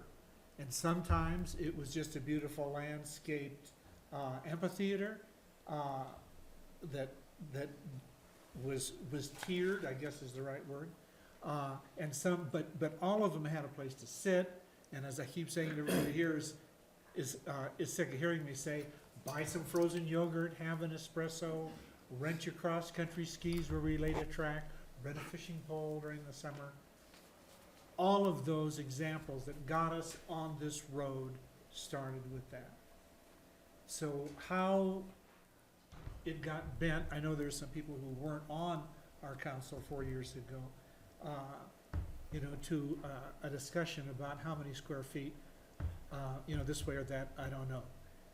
In my mind, the whole purpose of having a hotel on the park is as an adjunct to RMI. What an opportunity for our town. Financially, vitality, prestige. Is that the kind of thing you want to have your town known for? You betcha. But in talking to them, you say, what do you need? And they're not talking giant hotel development. As a matter of fact, it sounds awful lot like what Mark Kittle's been talking about for a long time, is 35, 40 rooms, maybe done like a fishing lodge, but hot rooms, not condos that people are going to buy and then never be in them. They need hot rooms for these conferences with people like the foreign minister of China that they have booked to come already. Now, come on, that's, now, how many square feet, does it take to do a beautiful 35-room hotbed hotel that, if it's next to RMI building, it damn well better be very energy efficient? I don't know. And you don't know. And you don't know either. And that's why, that's just one of the reasons why, if we restrict this parcel, how are you going to have people come in with the creativity that normally these people have said, and said, oh, okay, your goal is 35 rooms. Let's give you some ideas about how we might be able to afford to do that. Okay? Now, what happens if this other business that wants to make it their headquarters here comes in? How many square feet?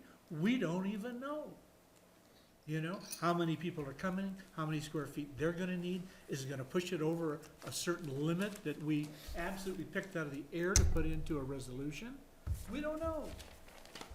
So I'm impressed with the fact that there's a large number of people in our community that want to leave some flexibility on this parcel so that this concept we've been kicking around about some smart development to reach the goals of our town. Let's look at the goals of our town. Let's not look at trying to pick out of the air a square foot number. So number one, I'm not gonna vote for Resolution 55. Because I think it stamps out. Are we discussing We're on 54? 54 I'm first. 54. I'm still not gonna vote for it, if we're discussing it or not. The one thing that I hear different things about people from, that I really haven't heard someone say, to my satisfaction, and it was Rob that asked the question, is, if we pass Resolution 54, does that mean that more than half of the entire part of the 5.5 acre parcel has to be parked? That the CDC, on the CDC owned parcel that we don't own and we can't afford, are we restricted, are we restricting any ideas and any imagination to only half of that parcel? And nobody's answered that yet. I answered it, and I said it's flexible. It's not- flexible. It's not a has to be when you adopt a master plan. Okay, thank you, that helped a bunch. So anyway, that's,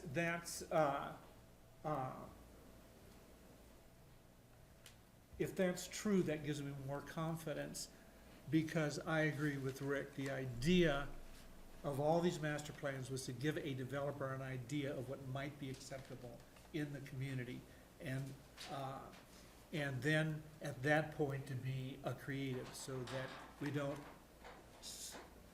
scare people away because they don't want to go through a very expensive, very long-term planning process. So it would be nice to give them that direction, as long as we're maintaining our flexibility on that parcel, because many of the points that were made here tonight, I agree with. So Tom, you're saying if we adopt 54, and I'm a developer, I can come in and go in the big V, possibly, and build something? Well, I think what Tim is saying is that there isn't any presumption that you can, but depending on the development plan, the P and Z and the council have the ability to show flexibility on how much Then that development map, where. that map's useless It's in a my starting opinion. point. You gotta have to start somewhere, Mark. We That's the whole started idea. a long time ago. I know, and you haven't finished. I agree, we haven't finished. Susan, can you answer me a question? Sure. What is the floor area ratio for a mixed-use residential in town now?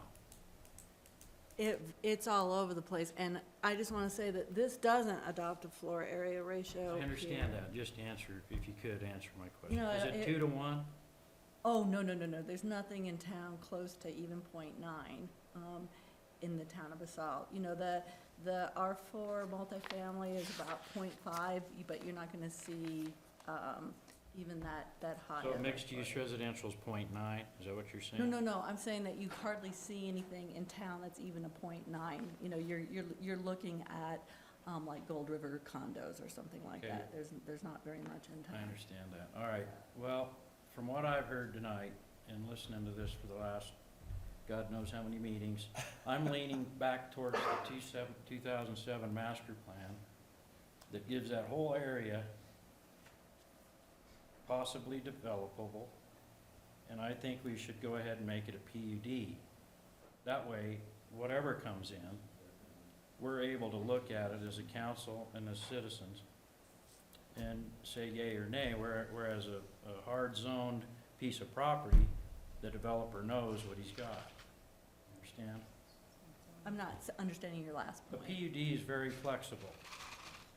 Sure, I think where we were going originally, this is actually a separate subject, but where we were hoping to get was that the next step in the zoning was gonna be a very clear process, that you didn't have to go through the grinding 3-year PUD process, but we were gonna have a very simple process of the zoning. So that's really the place where we're gonna get more detail on the specific lines. So I don't think, this isn't supposed to be a PUD discussion tonight. or what kind of zoning. But overall, the goal has been really to try to be a lot more definitive, so someone can come in and not go through a multi-year process, but can come in and have a pretty easy process. You know, something that didn't take us, longer than like RMI, took a very quick process, and that's kind of where we're trying to get to. I would say,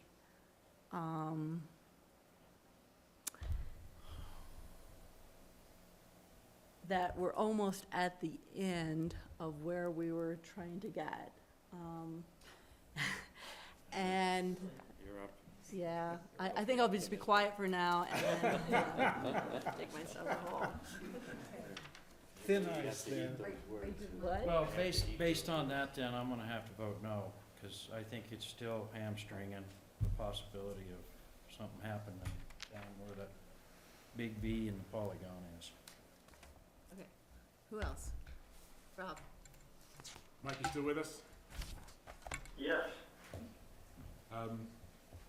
Herschel, I kind of agree with everything that you said, except that's what makes me want to vote in favor of this and not against these. I mean, Mike, this is where I need you, and maybe Tim, but I see this as really vanilla. You know, it's kind of giving a blank slate, where you guys see 90-degree lines and angles on that map. I just see a pink area and a polygon that somebody can go to town on. And I kind of want to see what they come back with. So I don't think that that's super linear. I don't think it's, I want to be flexible and open enough that people can be creative and, bring us some cool stuff. And I don't see, it seems to me that voting for these things just allows us to move forward with that idea. And I think that's what we need to do. Okay. Yes. Yes. That's where I am. Okay. Okay, well,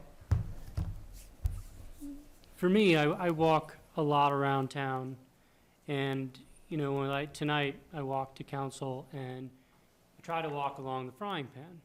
And you walk along the frying pan, you're kind of boxed in by the development, and then you are boxed out by the development, and then you also I walked into the parking lot by Riverside, and then walked through our existing hotel, which we have right now, that, is, I mean, what a hotel it could be, because it's got rooms right on the river.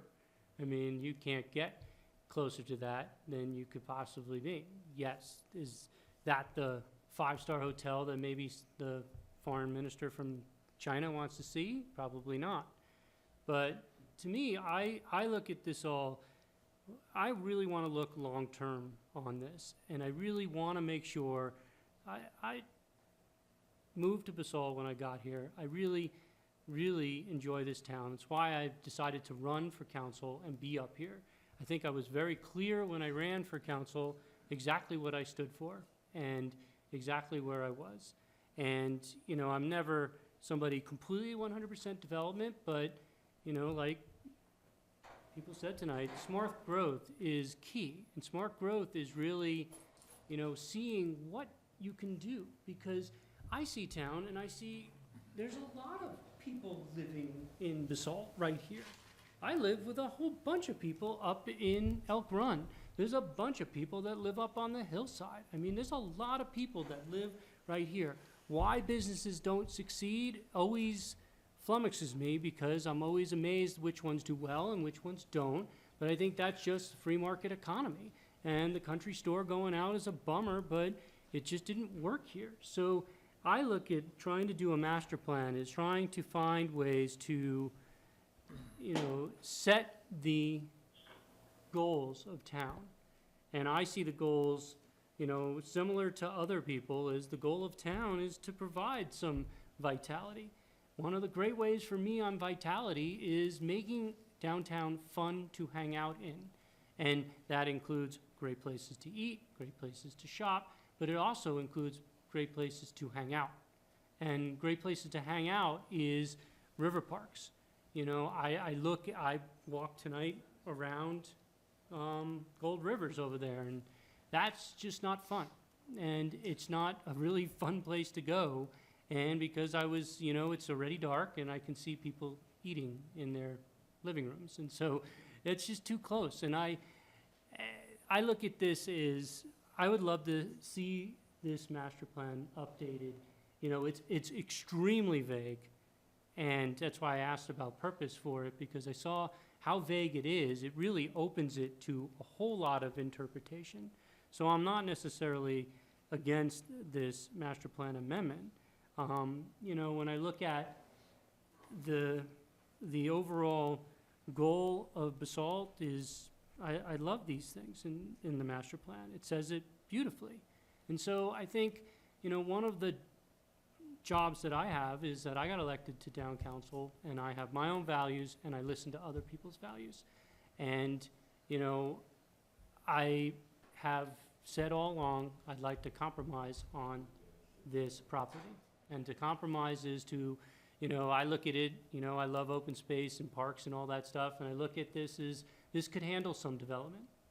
And it's gotta be appropriate development, and it's gotta meet these master plan typologies that is, you know, really a strong orientation and character to existing Basalt. And I really believe we can do that. I don't see Basalt, I really love living in Basalt right now. We have a great community. I mean, I don't see a problem. I see Willits is, you know, it's growing, it's still going. There's a lot more to go, and we watch that go. And yes, we lost some businesses from downtown to Willits, and it was kind of predicted that that would happen, but I see, you know, it takes time. Skiko has to get here. And finally somebody come into that building and have people here during the day. I see, you know, whatever happens to the Clark's Basalt Circle Center, I mean, that's just, it's gonna happen. I mean, I just see it because we're trying to master plan for it and say we wanna see pretty good density in that spot. So I look at that, but when you come back to the Pan and Fork, it has inspired people to think bigger. And I'd like to see, you know, the presentation from an event center people and all this other stuff, because I don't want to limit myself. I want to be able to see what goes on. I personally like the idea of the view planes, and it's not about just seeing the river, it's just not seeing anything blocking the access to. And because if you start looking at some of the other stuff that really wasn't put up, but as DHM has been working on kind of the landscape of this whole area, you kind of see how that could work. And it would be great. And there will be some development out there. I'm happy to see that. And I want to see what somebody comes up with, because then it sets what the town has to purchase and what the town has to potentially subsidize. And I worry that, you know, when we talk about residential, the only way to really, you know, to ensure that we're gonna have people living there in that residential is some type of affordable or attainable housing. So, you know, I'm looking forward to this conversation. I'm looking forward to moving this along, but I am still very much looking at a big park and some development on this piece. You wanna go again? Well, I think it is a big park with some development. I want to go again. I think, Gary, your travels from Elk Run down to here through the areas you described were exactly why we took action a long time ago to increase the river setback from 30 to 50 to an ESA ordinance that could take it up to 300 feet. You know, we are trying to bring those rivers back into the town.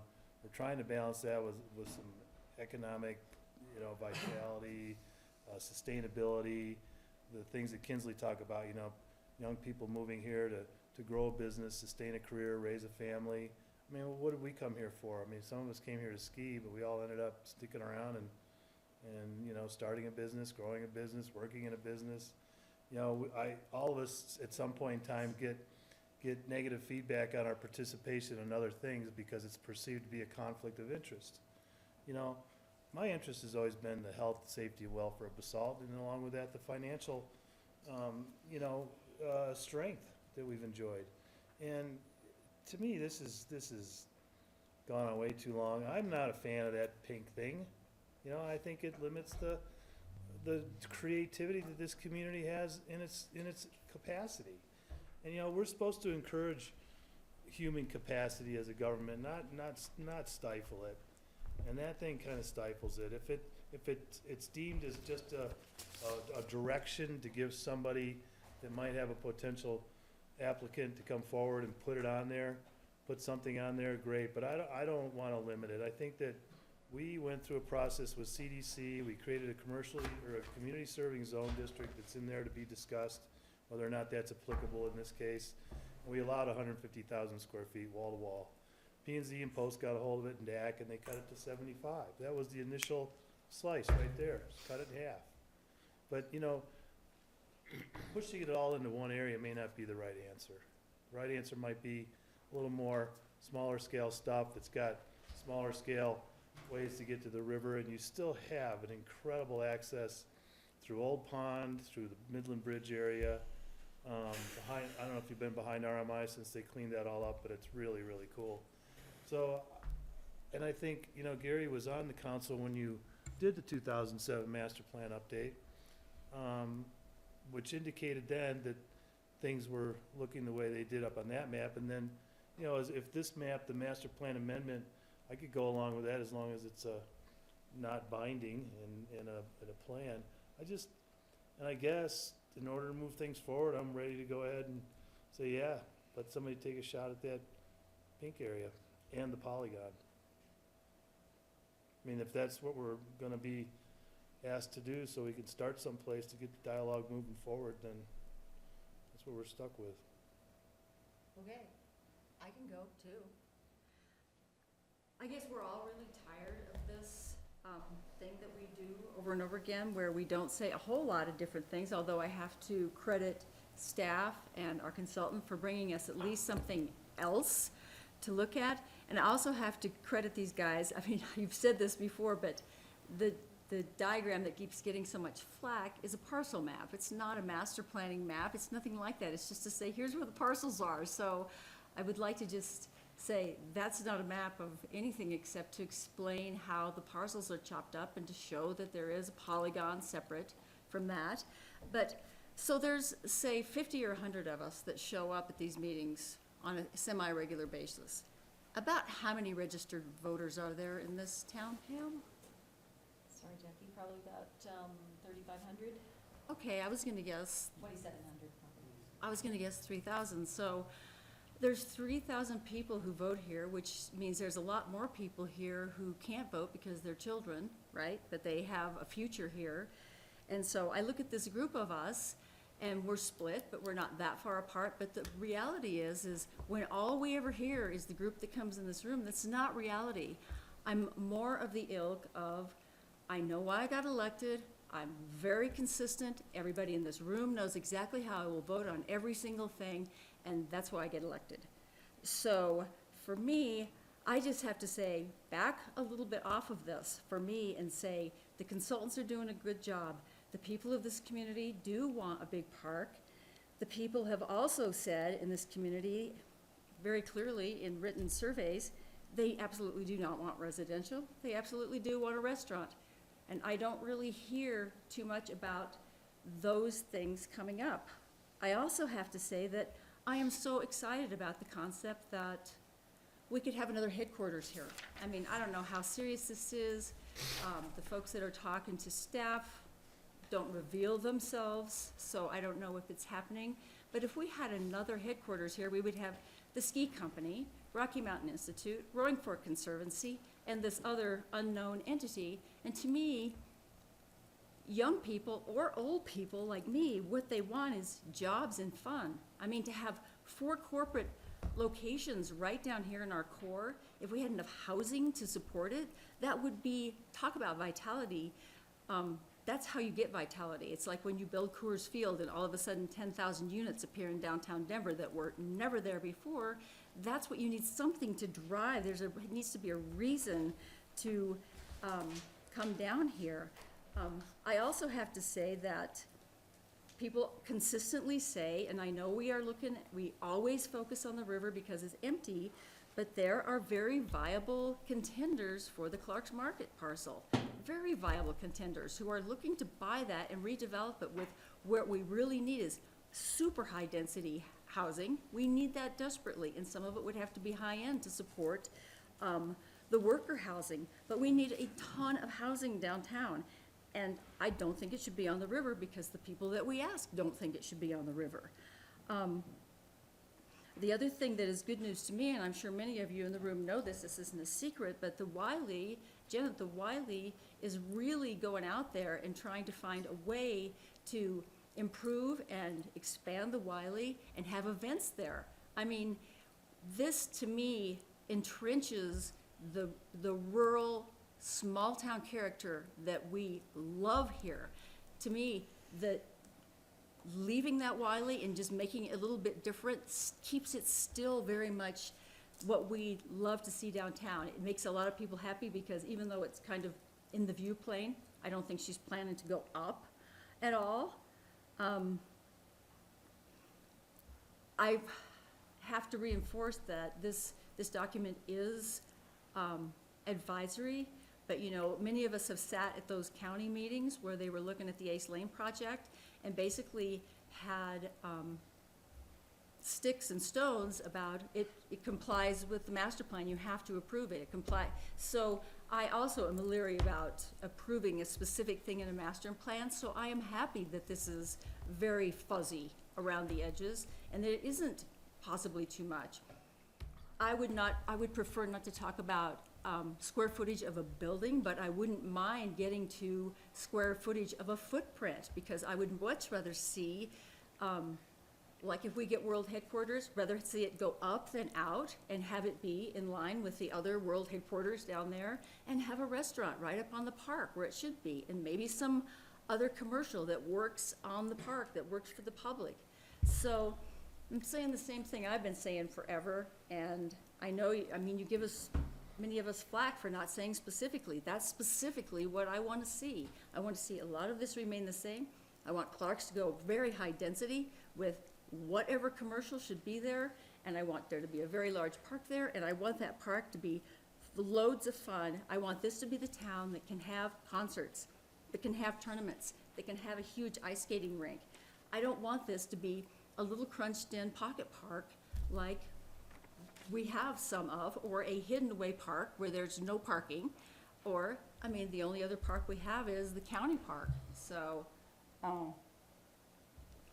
I think there's huge potential in downtown Basalt. I'm very thankful that we are still moving on this. And unlike most of the folks in this room, I would like to see this footprint not spread out over the entire half park, because, I mean, I talked to Susan about this a little bit today, and it would never happen, but if you can build lot line to lot line, you could have 50,000 on the first floor and another 50,000 on the second floor, and that's 100,000 square feet. So I don't really want that. I don't want to see that huge amount of mass. It would not feel like a park. It would feel like those centers in South Denver that are completely full of commercial and with this much grass. So anyway, that's where I still am on this. I'm really excited that we have some new things to look at. I appreciate everything you've done. I think this is a huge improvement from the last master plan. And maybe we're gonna, yeah, Bernie, I'm ready to make a motion. thanks. Okay. Let's see here. 25 resolution. Okay. Madam Mayor, I move that the town council approve resolution number 54, series of 215. Second. Further discussion? All in favor? Aye. Opposed? Nay. All right then, gotta have a nay, right? Gotta have an A. Thanks, everybody. I guess we have another one. We have We have 55. 55. Sorry about that. 6-1. 5-2. I'll join Mark just because I don't want him to be all by himself.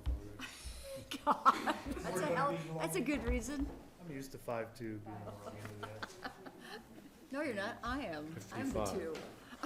2. Okay, so is there anything more we want to say about Resolution 55? About I can't 55? Isn't that the name of it? Yes. Yes. Yeah. I see 55 as a blank slate.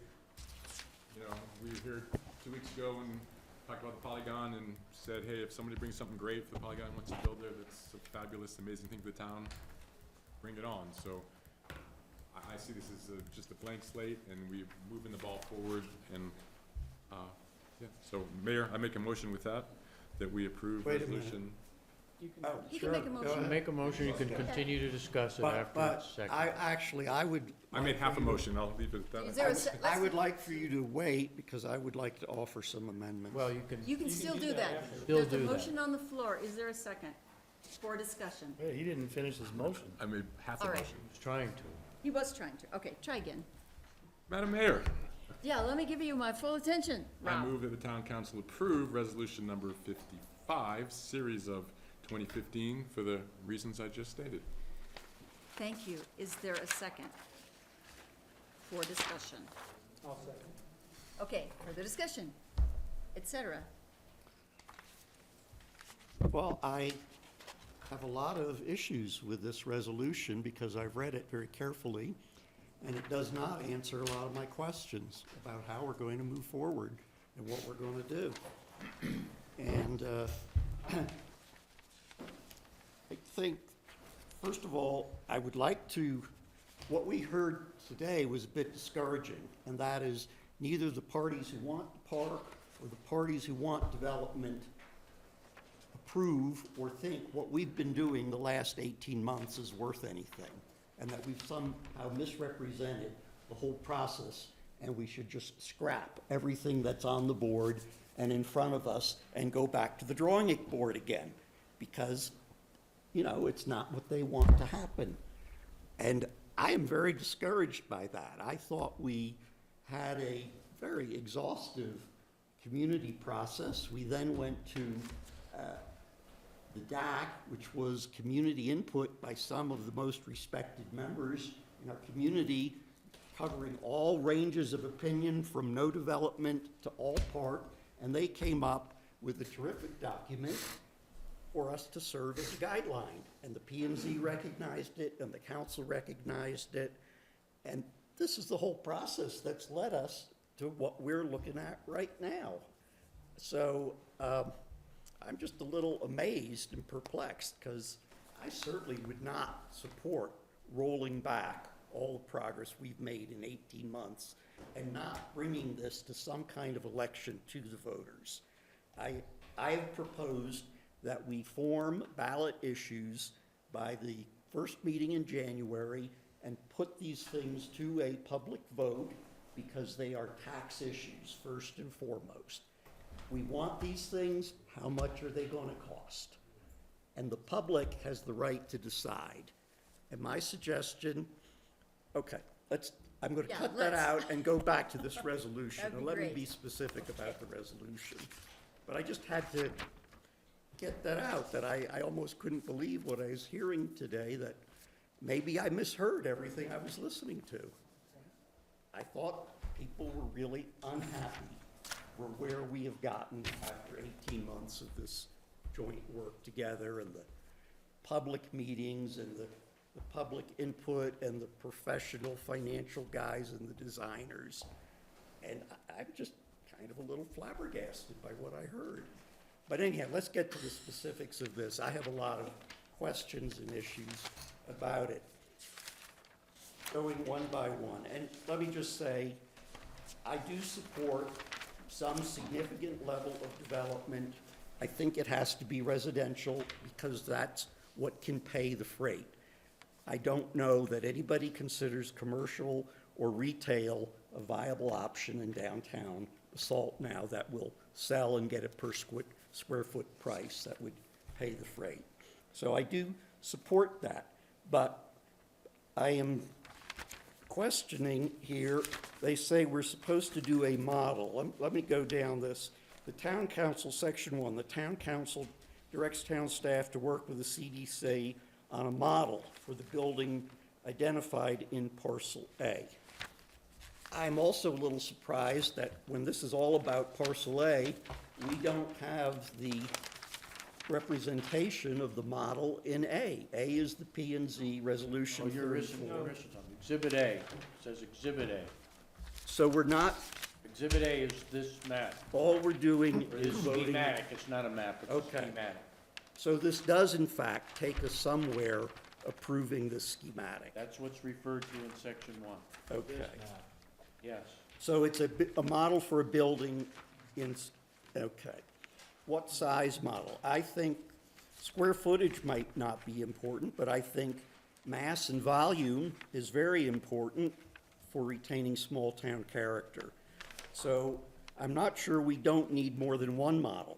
Maybe a maximum model and maybe a model 20% less than that.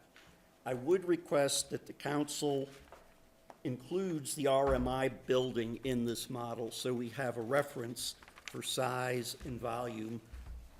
That's something that's characteristic of the downtown. Let's see. And I think that would help us make our decision. The other thing is, do we want to specify a size of model that is large enough for people to really get a perspective from different angles? 1/8, 1/16. All I'm saying is I want it to be big enough to sit on a table where people can determine that the model is actually representative. Are you talking about a model like build model, or Mike, you still there? Yes. So model, explain what you mean by model. Concept. Model would be, one, a financial model of what you're proposing. Two would be the physical model that Bernie's describing. And I think you're gonna start with one that's gonna be, computer generated, so that you can like bring it up on the screen in comparison to the other buildings and things around it. And if you wanna get to a physical one that you actually build, it's not, electronic, we can ask the developer to consider doing that. I will tell you that I ran this resolution by the developer and asked him, was this sufficient in giving him guidance? And his answer was, yes, he thought it was. Who? Oh, a developer, okay. Right. But you mean the CDC's developer, right? Only one. Right. Well, CDC developer. correct, that identifies. So my only concern is that if these are computer generated, that we see it from all angles and we can get a real feeling of a representation of what we're looking at. Because I would have a hard time approving something that I couldn't actually physically see. Yeah. I could just make a suggestion here. And I think that's a problem that everybody has, especially when you start trying to tie it into the park. And what's it look like from the park? I think on each one of these things, if you want to drill down into the details, we could spend another couple hours on this. I think in reality, with this, if you don't see everything you want, then they go back, and they give you more. Okay, then let me ask a couple other questions moving on. It says in section 4 that the town council directs staff to refine the impact and financial analysis for the models produced by developer and to advise the council on how to fund the development of the park. At what point does the developer sign the pre-development agreement that the council has signed? I don't know. This question I can ask Jim tomorrow. Is resolution number 55 sufficient for you to sign the pre-development agreement? And it might be. Okay, it would just seem a unique situation. We've had, the developer of Willits has signed 2 pre-development agreements, and it gives us certain protections, and it forms somewhat of a financial partnership. And it allows for disclosure to our financial experts, Ehlers and Company, of a number of the financial assumptions and costs. Yes, and we've used this successfully with a number of other developments for those same reasons, correct? Correct. Okay. And the last being Stocks Mill 2 weeks ago. Right. And there is, as a financial person, I would observe there is good financial reason for us to do our fiduciary duties, and it's outlined in those pre-development agreements, and it also says that we share the costs of our financial consultant with the developer. Is that not correct? That's correct. Another very important point before I could ever agree to this resolution. So I would think, since we're going to a tax vote at some point, people need to feel fully disclosed financially all the impacts, and we should have our own trusted, independent financial consultant review this and advise the council. I think to go forward asking taxes from the people without that would be irresponsible of the council. One minor question: what's the difference between option 1 and 2 on the park, the proposed park? And just to I clarify. think when you look at that, what I would call the shade structure, Yeah. see it broken up in the number 2 drawing. And actually, could I add to that? Those drawings aren't actually attached to the resolution. They were included to show you, they were information to show you the work that the post committee's done to date. Option 1 had a parking garage underneath the polygon area with the idea that there would be, they did a quick model and they thought they could get an additional 44. So model option 2 does not have the parking garage going through there, so that polygon has a different grading system. You're not being asked to approve either one. Yeah, you're not being asked to approve those. Those are just kind of the direction the the post committee's been going. Okay. All right, I guess those are my 2 things that I would seek as amendments, is some wording in there that assures us that the models we see will be able to give us a realistic appraisal of what's being proposed on the land, and that before the staff spends any time and money reviewing the financial analysis, I think to move forward, we must have a pre-development agreement signed. My question would be, if not with this developer, then why have we required it of all the others, and what makes this particular project unique that we wouldn't observe our financial protections that we had before? That's what I would tell the developers tomorrow. Okay? Okay, did you actually want to make amendments to this resolution? If it's necessary, I don't think it's necessary. All right. if we have a general say, this is giving direction, and if everybody is basically in agreement with those 2 additions, that's fine. Dr. Ross, you still with us? Yeah, respectfully, I just wanted to say, ease your flummox, because I think you did on this here. The people that I heard speak absolutely did not reject all the work by the our town planning, DAC, and the P&Z. They didn't like this map. They thought that this map was what disrespected the work that had come before. So I think it was more logical than your interpretation of it. Well, I'm happy to hear that, and I appreciate your comments, Herschel.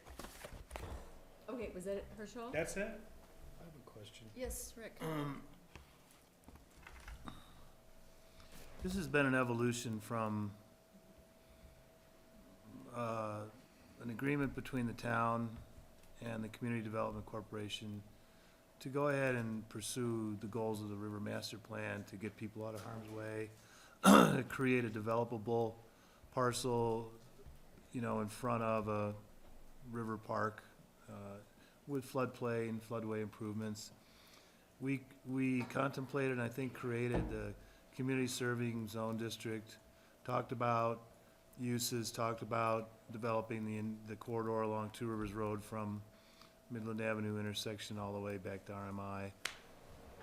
We got to a point where CDC brought in a hotel person to do a flagship Hyatt, or some sort of Hyatt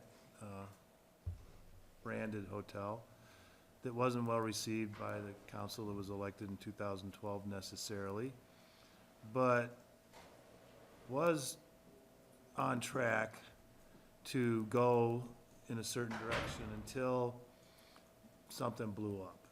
The developer was discovered to be, I guess, insolvent, or not a real guy, or whatever you want to call it. Were there anything, was anything granted to CDC? Were they, is there a hole here that's gonna come back, on us?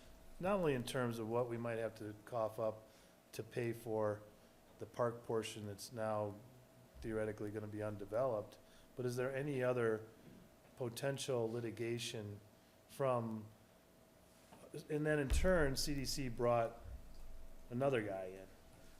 So we've had this chain of custody on this property now that's changed 4, 5, 6 times, and I think there's been some implicit reliance on a plan that they followed that morphed into the one we have today, that is again morphed into this parcel map. So I just want to make sure that, we are considering, or we're thinking about any unintended consequences, including, the cost of staff time, legal hours, whatever it might be, to kind of recreate this whole thing. And, and would a developer, a fresh guy coming in, not really want to deal with any of that? Not want to participate in any of those negotiations, what the purchase price of the property is, how much we're going to get reimbursed, or any of that? I don't think we're there with that, with what's in front of you tonight, Rick. Those are issues that will get fleshed out as we move forward. But as of now, I don't think, as far as what is on the table here with this resolution, there's nothing to worry about along those lines as far as I'm concerned. Okay, and this is, again, to get the ball rolling downhill, referencing the tipping point. Downhill or uphill as the case may be. I hope it's downhill. I hope it's a little more of a, 'cause I'm tired of pushing the boulder up the hill, so let's go the other way.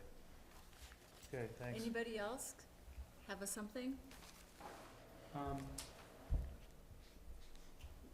After listening to all this tonight, it's like, to me,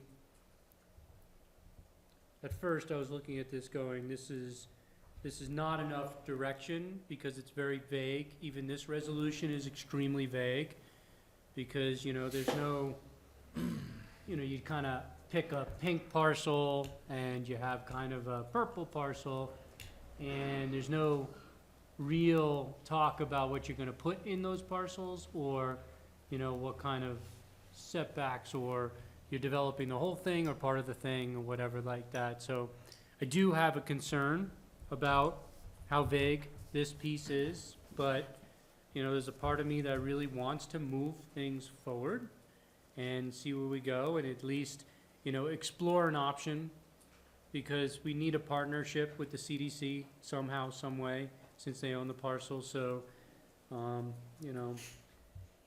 I don't know. I'm still kind of conflicted on it, but. Good? The motion, I think. Are you good? Was there a That was motion, or convincing. do we have a motion? We on have a this? motion and a second. I think we're ready. It was a long, okay, I just wanted to say It was a that long time ago. in general, I like the idea, I really like the idea of us giving direction to staff.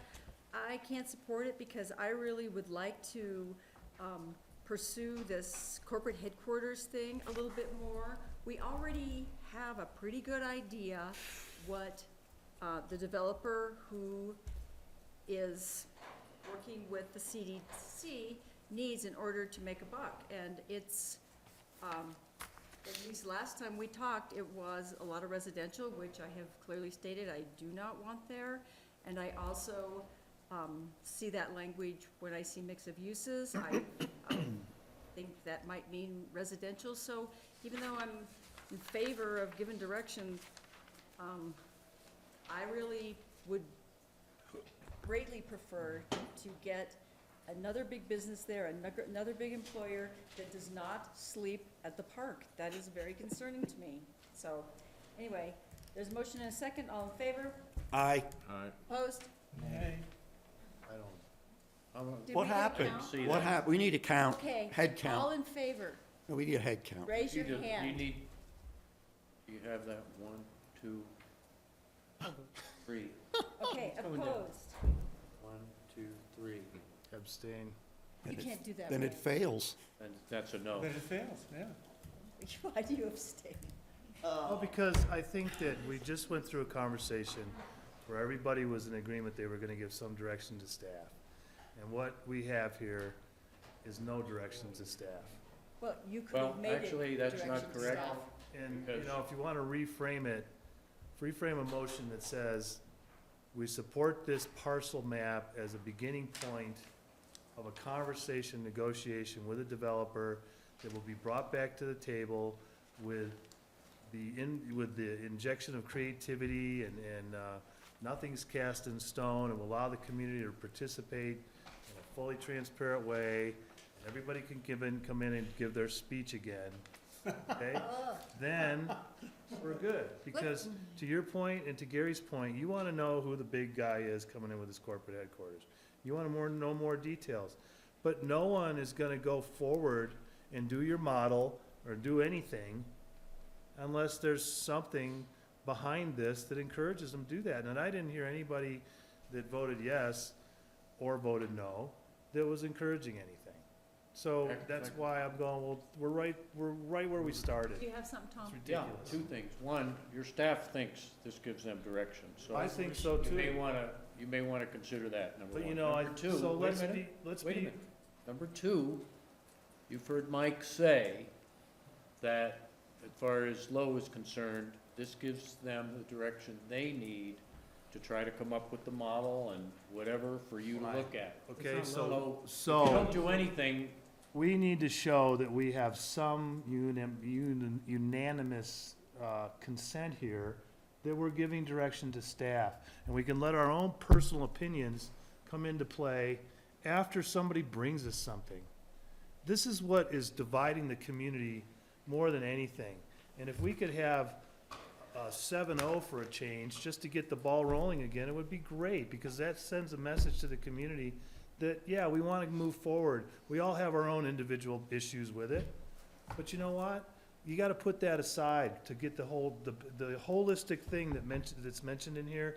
The last concluding statement is, the community needs to look at itself holistically and do it collaboratively with a sense of adventure and creativity.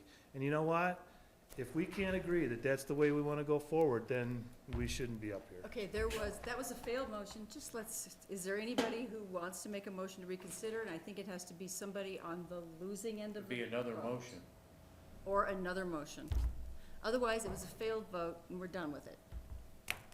Yes. I'm gonna ask Mike a question, maybe Jackie will make you feel better. Mike, Yes, I'm assuming that by passing this resolution tonight, we are not precluding Google from moving in and building a campus on the parcel, is that Not correct? including anything. Exactly. Joe, So any developer at any time, well, whether it be Lowe or whoever else, is Google. still open. So Jackie, we're not limiting the corporate headquarters from being there by voting for this tonight. I tried to be really clear that this is direction and not a I understand that. representing the corporate headquarters is the developer. See? I was trying to What I satisfy thought. Jackie with that.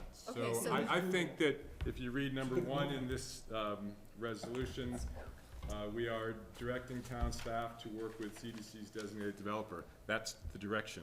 So I will once again move, Madam Mayor, that we approve resolution number 55. I'll second it. Why don't you just say that as the motion and leave the rest of this out? What, I just, You said this resolution. I said resolution number 55. Right, I was just saying just the words. Anyway, that's all right. I would support it if we could pull out Exhibit A. Which is the map? Which is that pink thing. I think they need that. We're hamstringing them again. We They said they're not hamstrung. Mark, Why they draw the pink? They've told Mike they're not hamstrung by it, they like it. you've got over an acre that's a blank If they slate. know it's Okay. schematic, Mark, it's All right. not Okay. hard fine. line. I mean, it's If just that's really the to get the case- conversation If going. that's the case, Mike, That's all. where does Eller's report stand based on that lot size?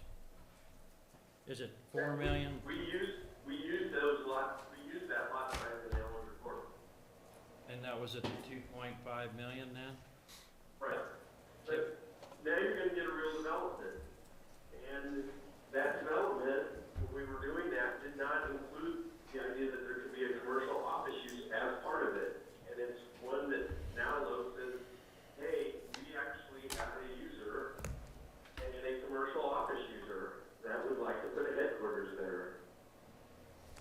And does this, Resolution 55, as it written, permit that use?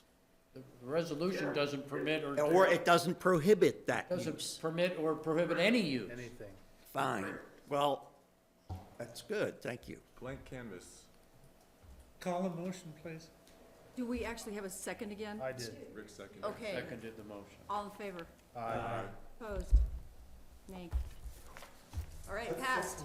I think it was 6-1? Ursula, what did you? 6-1. Aye. Aye.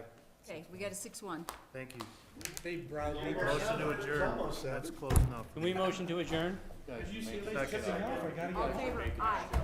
You guys should take it straight out.